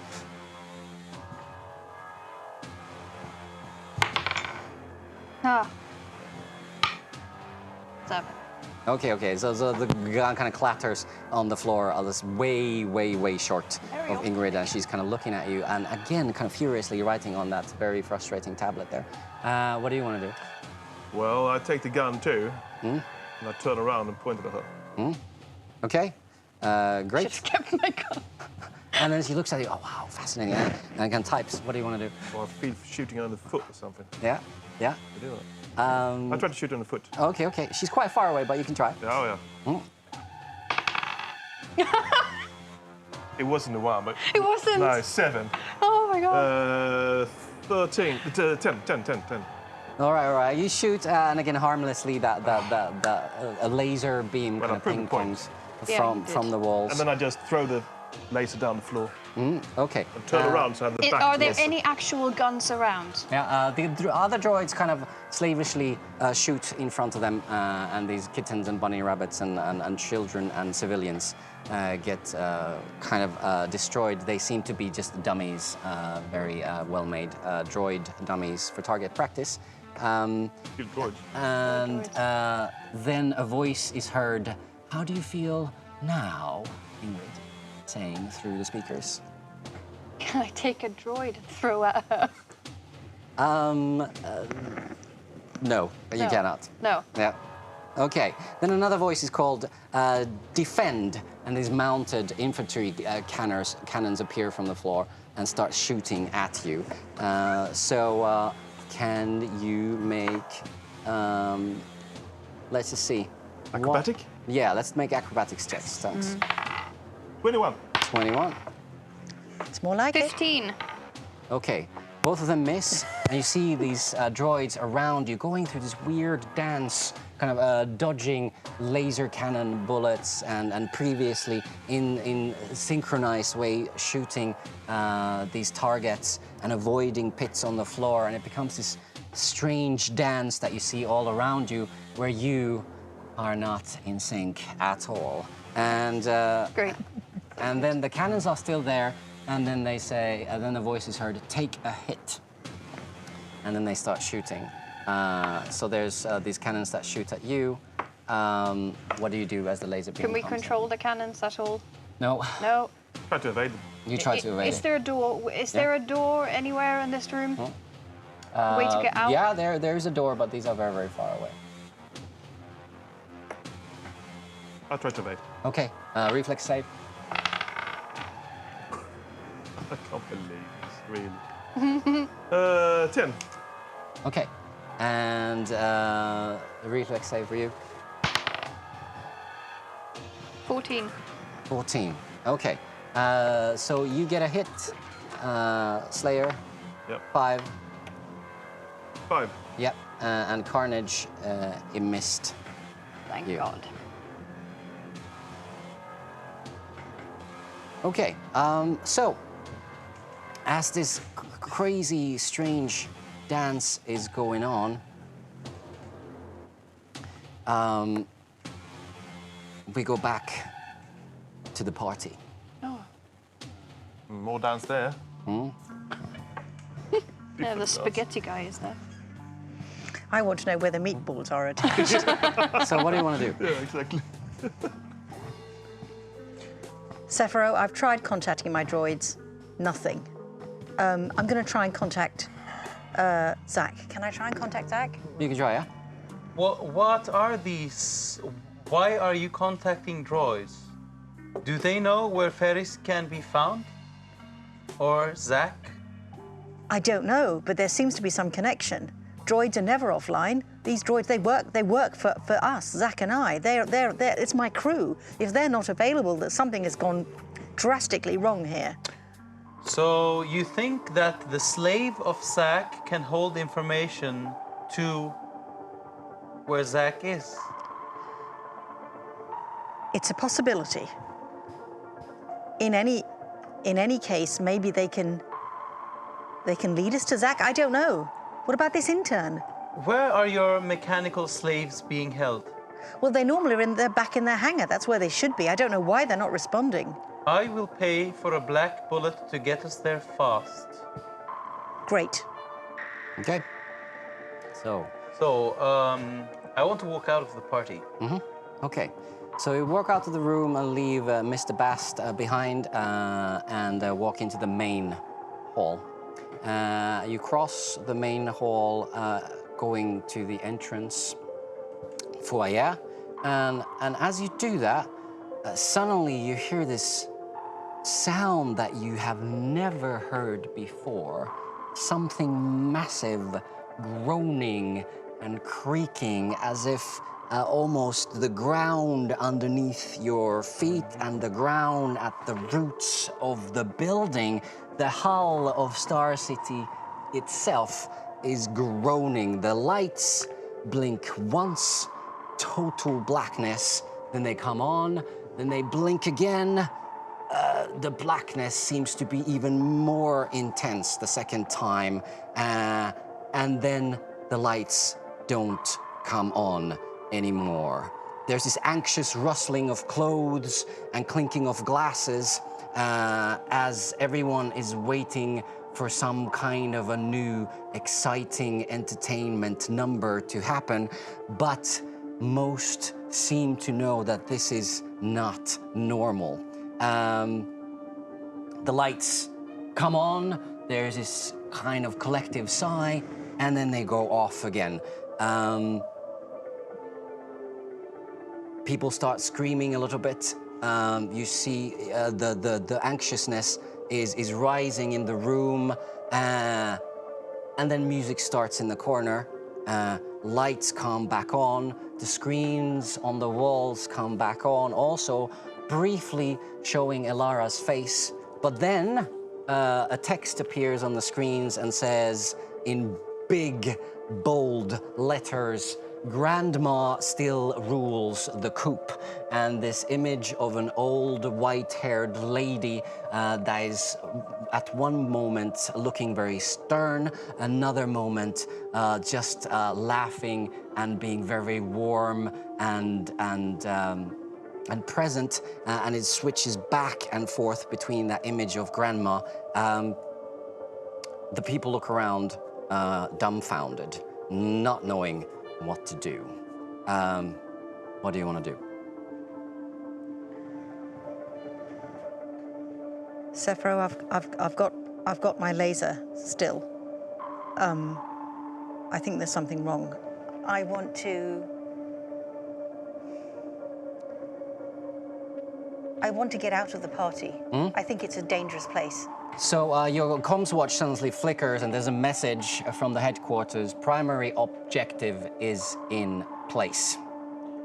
And you know that means something serious is about to happen. A voice cries in the room suddenly, "Let's party! Screw the world! Let's party!" And people kind of start dancing. At the same moment, around the room, the service droids suddenly start dropping the bottles that they're holding. The trays that are holding food is clattering into the ground. Some of those droids start shuffling towards the exit doors. Some sink to the ground on their knees, holding their heads, and some start actually clawing and punching and kicking at people around. So this huge pandemonium erupts around the room. There is this one droid coming with a broken bottle towards you, looking threatening. What do you want to do? I, as a player, I just want to ask, know what Grandma is, but does my character know what Grandma is?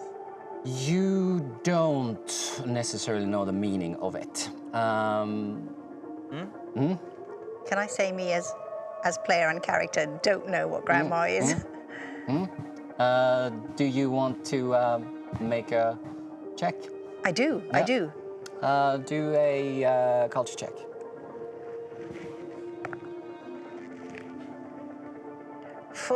3. 3.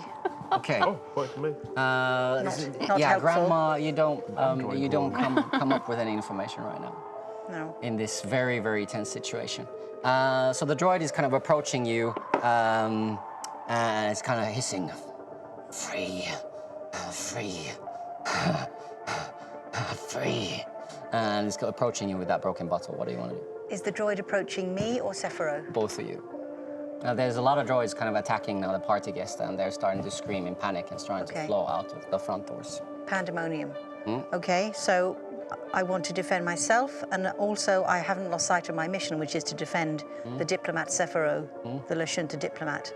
So I think, can I retreat anywhere? Can I hide behind somewhere? Yeah, there's a lot of people now kind of streaming outside from those front doors. The droid, unfortunately, seems to be in between you and the exit. So there's a lot of people kind of running around. There seems to be nothing that you can actually hide behind now. Okay. Then I think I try to shoot the droid. Okay, let's do a little bit of an initiative. Can you throw an initiative? 16. 18.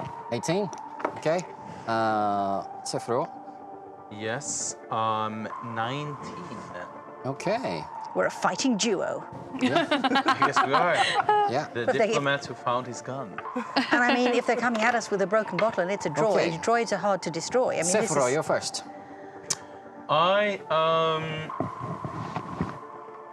I grab after my what do I grab after? I have what I have. Going off against a droid seems dangerous to me. Under my robes, I have a dueling sword hidden, a traditional Lashuntan one. So I grab for that sword, and then I raise one hand, and I speak to the droid. Okay.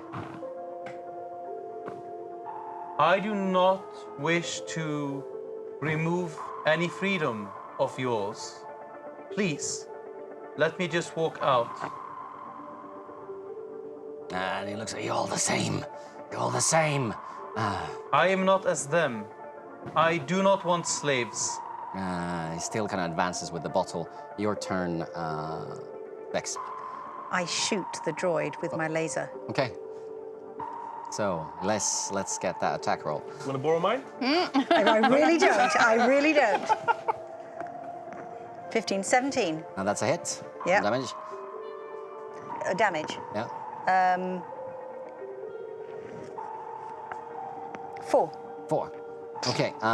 So you shoot the laser pistol, and it hits it into the kind of middle of the chest, and you see that it actually hurts. So the artificial skin kind of parts, and it digs into this kind of core, and this kind of smoke starts coming out, and it kind of groans in pain and looks at you, pure hatred, and start hissing, and this kind of spit and liquid come out of its mouth, and then it runs at you, Vex, and attacks, and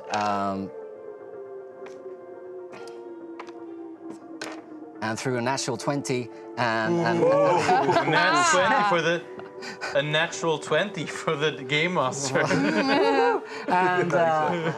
and you get 4 damage as it kind of slashes you with the bottle.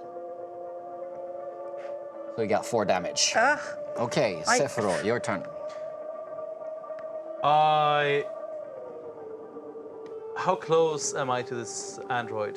So about 5 feet now. You had a little bit of a distance between you and Vex in that pandemonium, so you're not fully next to the android, so there's a little bit of a distance between you two. Okay, so I grip the handle firmly of my dueling sword, and I start running towards the droid and try to thrust the blade into the droid. Okay, great. And I assume you want me to roll. Yes. 8. Oh, no. Okay. He's a diplomat, yes. not a warrior. So you run towards the droid and you poke your sword at it, but it just steps aside at the last very minute. It was very close, but it steps aside. Your kind of dueling sword, just kind of pokes air, and you manage to kind of compose yourself and gain your balance again. But unfortunately, no damage or no hit this time. Vex, your turn. I get out my tactical baton to strike the droid, protect my mission. Okay, so if you take it out this turn, you don't have the chance to actually hit it yet. Can I change my mind? Yeah. Laser gun again. Laser gun, I'm okay. not that armed Yes. for being a bodyguard. You'd Yes. think I have better weapons. Okay, so if you shoot a laser gun, it gets something called attack of opportunity for you, but that can be a chance you take. So it gets a free attack for you when you shoot it at such a close range. Yeah. So do you want to shoot still? Yeah. I think I Awesome. have to. Yeah. This Okay. bloody pandemonium is droid blood flying everywhere. He's being Yeah, attacked. there's screams and shrieks in the room all over the place. What did you throw? 7. 7. All that drama. You know, I'm a pilot more than I am a I'm so bodyguard. happy that I have a security detail with At me. point blank range, you try and in a panic kind of shoot this droid who's waving this broken champagne bottle in your face, and miraculously the laser beam misses this droid. Yes. Okay. And it's the droid's turn. Oh, We have a fallen die, but let's just see. Yes. What's your KAC? 14. 14. It slashes the bottle at you, and it kind of scratches a little bit your white pantsuit, but it doesn't actually hit the skin. Don't touch the pants and creep So the suit, there's this scratch on it now, but you didn't get any damage. So that was the attack of opportunity, and the other one hits, and 1 point of damage. So it kind of scratches your pantsuit first, and it slices back, and you get this kind of gash on your thigh. 1 point of damage. Okay. Okay, Sefuro, what do you do? I guess I better try again. I just swing my dueling sword Yeah. at the droid, hoping that my aim will be more true this time. Ooh, 16. Okay, that's a hit. It's a hit. Fantastic. And it's 1d6 damage. It's piercing damage. I don't know if it matters with the hull up to. So that actually does it. So where did you go with the sword? After the thrust didn't work and I managed to find my footing again, I grabbed it with both hands instead, and I just slash at the head of the droid. Okay. So you slash at the head. It kind of slides off the scalp to the side and connects there in between the neck and the shoulder, and lodges there for a moment. And then you take your blade out. This blue liquid kind of starts streaming out of that gash, and then the android kind of sinks down to his knees, looks at you in the face, and with this kind of disbelief says, "It hurts. It hurts. It hurts." And then it kind of falls face down on the ground and not moving anymore. So a lot of the people have fled. Other droids are some of them are still on the ground, kind of trying to figure out what's going on inside their heads. There's some skirmishes happening in the room, but the path to the entrance seems to be clear. What do you want to do? These mechanical slaves you have, do they fight well?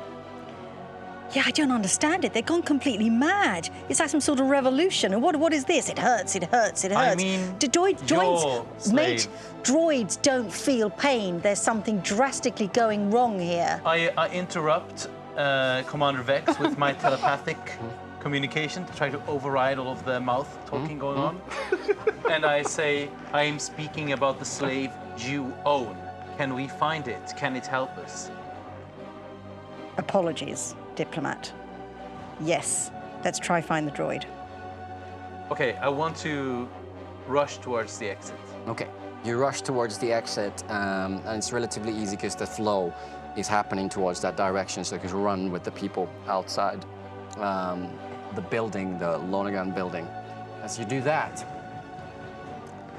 Time for crunchy time. Oh, time for once again, And eh? lots of droids in our little room by now, Ones isn't and it? twos. I think Ingrid's toast. you feel the room start swaying slightly, and from that you determine that you might be quite high up the treehouse, the headquarters of the Tech League. This groan kind of resonates from the deep hull of the Star City. The fluorescent lights in this android's gym starts flickering, and they start oscillating with increased speed until they suddenly give out all at once. With that, those lights, there's this sound of 150 droids powering down. It's an incredibly empty sound, and then there's silence. 1 second, 2 seconds, 3 seconds, and then you see 300 eyes blinking back to life. You hear this voice from the mezzanine, Ingrid's voice. What is this? What is this? Status check. And then this furious tapping on computer terminals that all simultaneously turned off. The scientists are starting to stand and looking at the droids underneath, trying to figure out what happened. And the eyes, they start changing color slowly from blue towards the red. And the scientists seem to have lost all control, and you see these kind of shadows in the mezzanine with your dark vision start retreating away.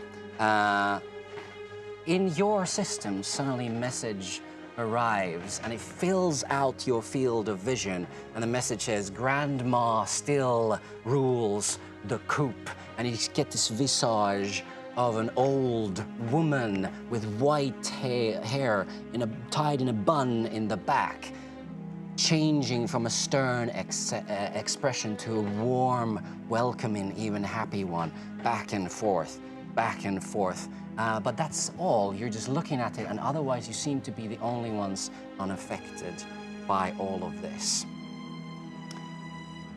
The combat bots and the security cranks are still surrounding the gym, and the droid starts attacking them. And this pandemonium breaks loose. What do you want to do? I want to run up to Ingrid and kill her. Okay. Okay. So Ingrid is standing there at the banister of the mezzanine, looking down, shrieking orders, trying to figure out the situation, what's going on, and then she lets go, and this calm kind of comes over her. And you're now running up the stairs. What do you want to do? As I'm running, I am pulling. Do I have anything? Do I have any weapons, by the way? No. No, I don't have any weapons, but I've got my hands, and I'm very strong. Yeah, you're big. Killing So machine. I'm gonna strike her. Okay, let's do initiative. All right. Me too. Yep. 18. Okay. Yeah. 14. Yeah. And... Oh, we had a really nervous die. It kept rolling until now, so there we go. Okay. So as you run up the stairs into the mezzanine, you see the security bot, combat bot, standing between you and Ingrid. Carnage, you first. What do you want to do? Can I connect to the other? Is it an android or just a? There's this massive babble where they used to communicate before. There is these noises. Right. Where am I? Who am I? And some scream, die! Yeah, I'm Some gonna- say, freedom! And it's just so full of noise that you can't really cut through that noise. Right. As I'm approaching Ingrid and this bot steps through, I'm gonna try and push it aside. Okay. So you're trying to push the bot aside. Yeah. All right. Okay.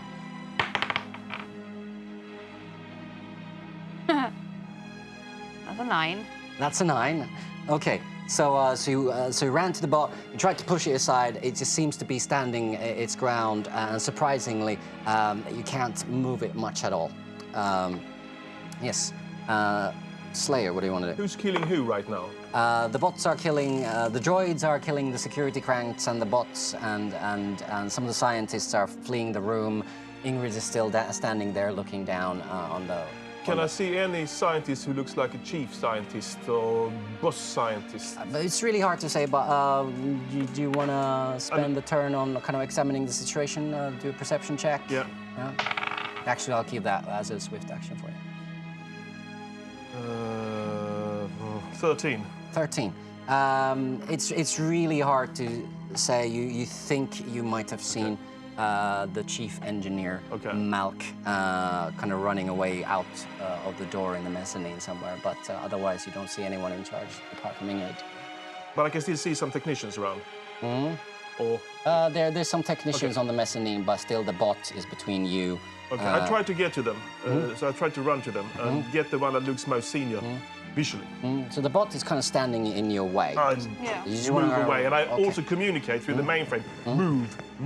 Let's do. I do it all. Let's do. Multitasking. Let's do. As your main action, you're kind of running past the droid, Yes. trying to get to Ingrid, Yes. and do an acrobatics check. Oh yeah, glad you do that. 2 plus 10 is 12. Okay, so this bot is very, very stubborn. It didn't budge when you tried to push it. It didn't. You couldn't kind of slide your way past it. It's just standing its ground, and now it's its turn. Oh, no. Oh, Natural thank you. Oh, God. Kills itself. That's good. So in that kind of chaos of you pushing it and you trying to kind of get away from it, it has this massive rifle that looks like sort of a nozzle of a USB stick, and it kind of points it at you and tries to kind of shoot it. And at the point when it kind of pulls the trigger, the nozzle is pointed at the ceiling, and it just kind of harmlessly flies away at this projectile. Yes. What do you want to do? It's Carnage's turn. I want to take the gun. Okay. Yeah. Yeah. 19. 19. Okay, cool. Yes. So you take the gun. Yeah. You have your move action left. What do you want to do? Shoot at the bot. Unfortunately, you can't do it anymore. Your action was spent with the taking of the gun. I jump to the side of the bot. Okay. So you want to aim at Ingrid. Yeah. Do you want to take a kind of step back so you get a better aim, or? Yeah. Okay, cool. Yeah. So let's do that. So retreat the steps a little bit, getting a better aim for the next round. Okay. Slayer, what do you want to do? I'm stubborn. Yeah. I continue. I Okay. crawl towards the technician. Okay. So you want to get past this droid. Definitely want to get past Yes, that so it's kind of blocking the staircase, so I'm still enforcing this acrobatics check for you. Natural 20 plus 10. Okay, so you slew the bastard Yeah. droid, and it gets an opportunity attack there as you kind of moved past it. It doesn't have its gun anymore, so it just kind of tries to punch it, and its fists kind of fly through the air past your head, and it doesn't hit, and you are now running towards Ingrid. Or where are you running? Technician, I want some, the one that looks most senior, I picked. Okay. Yeah, so there is this kind of older... Go to looks here. older woman that has this kind of air of authority. Perfect. She's quite tall, she's a bit muscular, and when she notices you, she looks at you more with confusion than fear. So that's how you kind of determine that this is someone who's a little bit more formidable. Okay. I go towards her, so... I don't know Okay, if so I'm- that's your move action, Yes, so you get exactly. next to it. All right, so now it is the bot's turn, Yeah. and it tries to swing at you with its bare hands again, and it kind of connects to your torso, but you can barely feel Oh, great. the punch. So it didn't have room enough to really make it hurt. Okay. your Right. turn. Do I have aim at Ingrid? You can try, yeah. I think she's behind some soft cover, so she gets some advantage on her armor class if you try and shoot her. There's a lot of things moving in front of her, including Slayer. No, I'm gonna try and push the bot away. Okay. Yeah. So give us an attack roll. 6. Okay, so you're still grappling with the bot, and you don't manage to do anything. It's going so well. Okay, so then the bot. No, it's Slayer's turn now. No, it was first Slayer, then bot, and then it is the bot's turn. Okay, so the bot actually. No, the bot just did it. Sorry, Yeah. I'm confused here. So it's Slayer's turn. Yes. Yeah. Yep. Have I reached the technician? Yes. Stop. Look at her. I need you to remove the explosive in my body and clean the protocol you have to control her. Okay, she looks at you. And I look like very Yeah. aggressive. Yeah. Okay. Very. So she actually takes a Like couple that. of You steps look like back. that. That is how you look. Looks at her tablet, and it starts kind of doing some checks on the tablet. When she Same time, backs I'm away. controlling my systems all the time. Controlling. Can I see a difference? Yeah, Something really- make a computer's check. Oh, I'd love to. 25. 25. Oh, Okay. 25. Lying. 22. Yeah, okay, Okay. 22.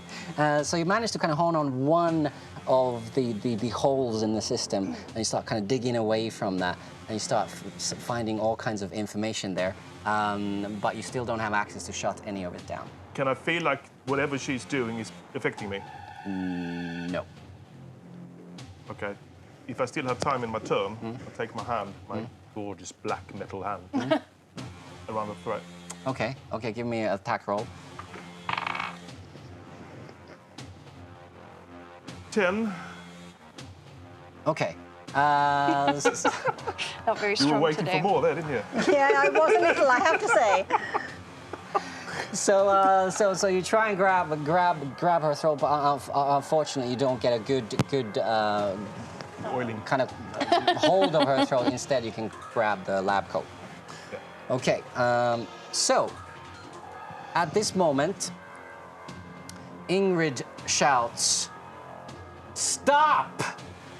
Oh, don't. And you notice in her face this sadness, almost, this hesitance to do what she's about to do, and she looks at her tablet and then she presses a button, and downstairs you hear all the droids just collapse into the ground, lifeless. It's our story, isn't it? No. The combat bot next to you goes more into a standby mode, but it's in readiness. It doesn't seem to be threatening you anymore. You can pass it now. Ah, funny.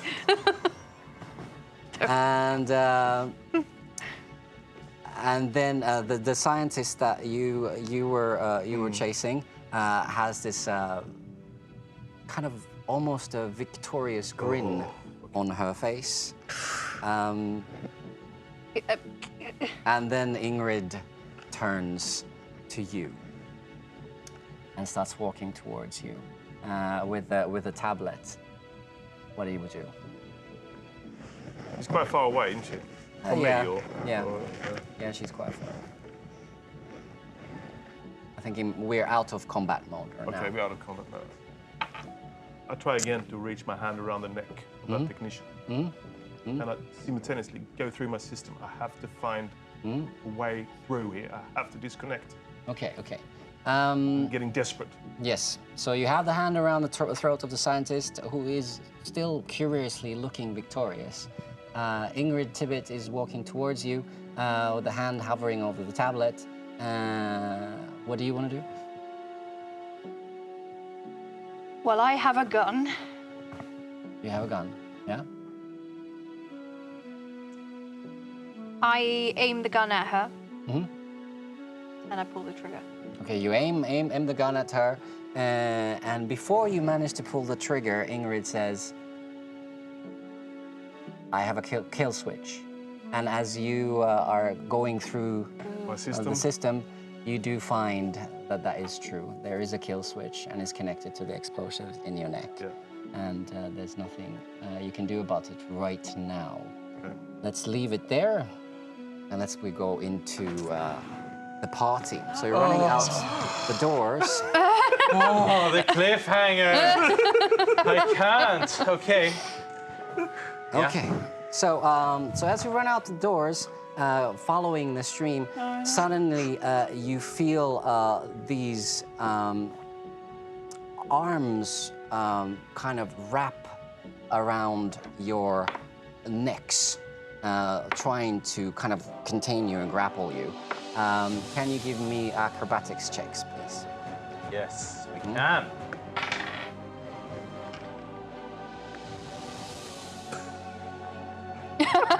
The red dice. 18. 18. Okay. Good. Yeah. 9. Yeah. All right. So these kind of black-clad people that you saw with Elara upstairs, they look like servants, but they seem to be something more. They're not droids. More security, seems like. Managed to kind of get a hold of you. So has his arm around your neck and holds you in his grip. You manage to wiggle away. What do you do? There's another one kind of now in front of you. I would like to strike with my baton. Okay, cool. So let's do another initiative. Are they humanoids? They're human. They are human. Yeah. But they're still. They are not droids. They're not droids, no. Okay. Okay. 7. 7. Yes. And Sefuro? 1. 1. Plus Natural. natural 1. Wow, the red die. But I have a pain. bonus of 2, so 3. They never disappoint. Lucky okay, day. okay. Yeah. Okay. So, The dice of pain have returned. Yeah. okay. Vex, you're first. You take out your baton and you strike. And I strike. Okay, go for it. 18. 18. Okay. So your baton, this kind of mean crowd control baton, kind of hits it, hits this security person in the right arm. Throw some damage. 2. Okay. So the security kind of entourage of Alara groans a little bit, but it seems to be okay after that hit.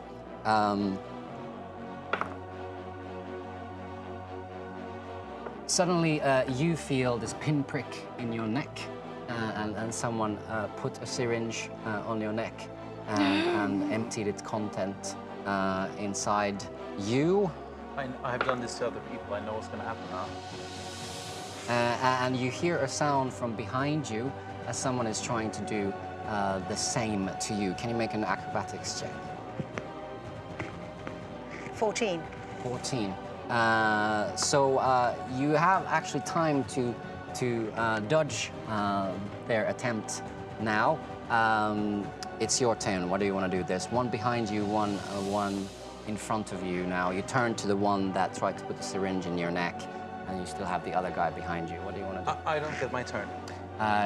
You start losing control of your limbs as we speak. I know the feeling. Yeah.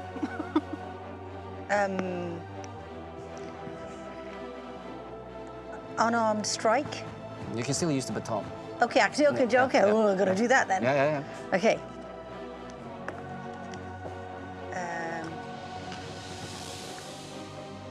10. Okay. So you hit it, but now it's just kind of you're in a panic. You're kind of overwhelmed by the situations. The 2 against the odds 1. are not in your favor, and there's this syringe thing going on. So unfortunately, you miss. So you feel a person behind you stick something in your neck as well, and you feel its contents going into your body, and you start losing the control of your limbs. This serum of some sorts seems to not make your limbs go limp. It's more of a kind of paralyzed condition. You're still kind of left standing, but in a pose. Wow. So very, very quickly, the security personnel start arranging your limbs into a state where you become a little bit more compact. And then, since there's 4 of them, 2 carry one of you and 2 the other. And you still have function of your eyes, and it seems to be that you can move your mouth. What do you want to do? Can I summon help through my comms watch vocally? Voice command. Well, that's a good idea. Yeah. What do you want to do? I want to do that.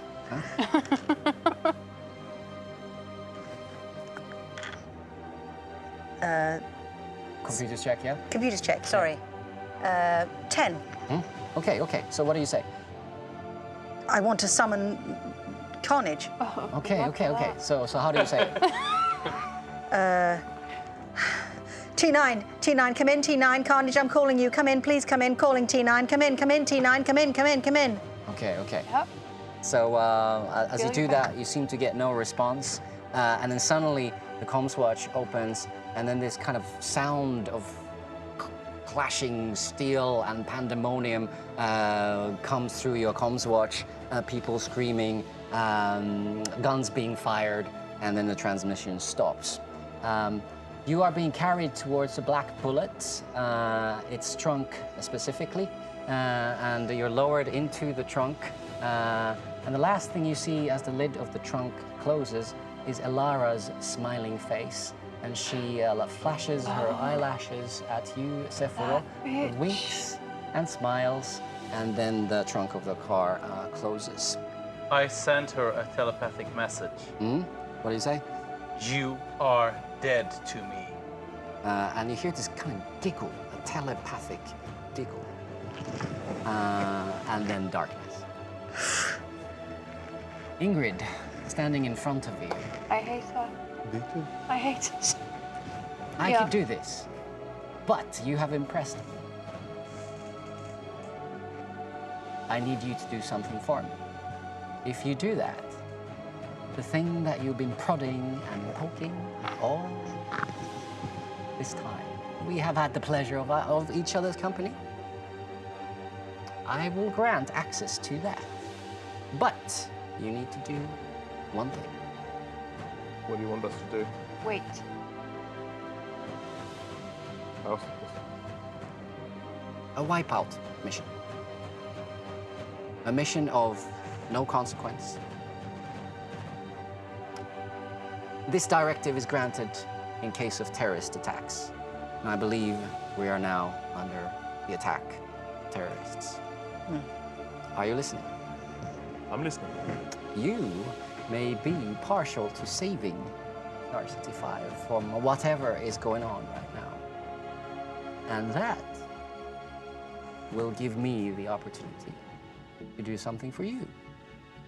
At least you, my dear Slayer, seem to be craving for something more. Freedom, dare I say? Are you willing to meet my terms? I am. Carnage, you've been very quiet. That's actually good.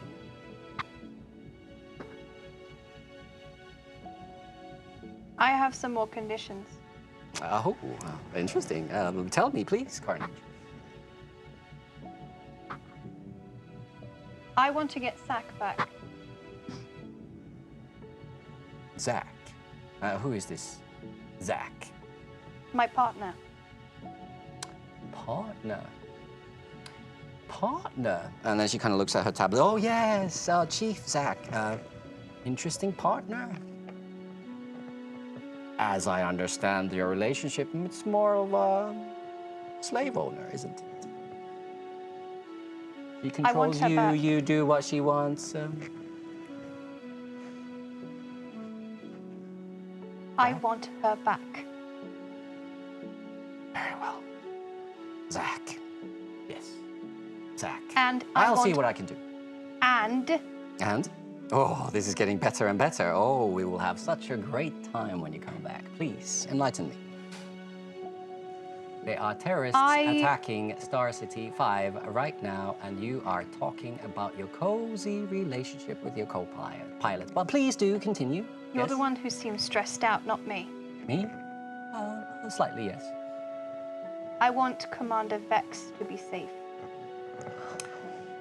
You credit me with quite a lot of power over destinies of people, but sure, I can look into it as well. Good. Please Then I send me will the help. information needed. She kind of taps in the tablet and says, your mission directives: end all activity at Corso Building, level 32, apartment 1143 at Lagrange sector. Is there a party going on there? You don't know.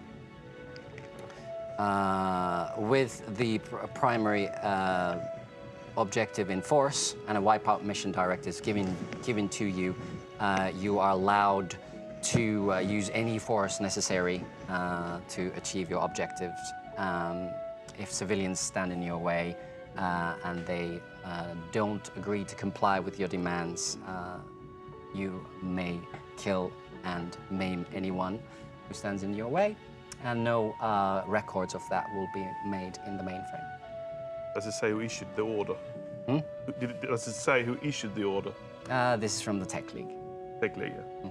So this is Ingrid giving you that. Yeah, but I was thinking if there was somebody Behind, else. you can't see that. I'll make a computers check, I'll allow it. 17. You see that there is a chain of command, and that is above Ingrid. Okay. But it's coming from her. No name that I recognize. No. Okay. So, do we have a deal?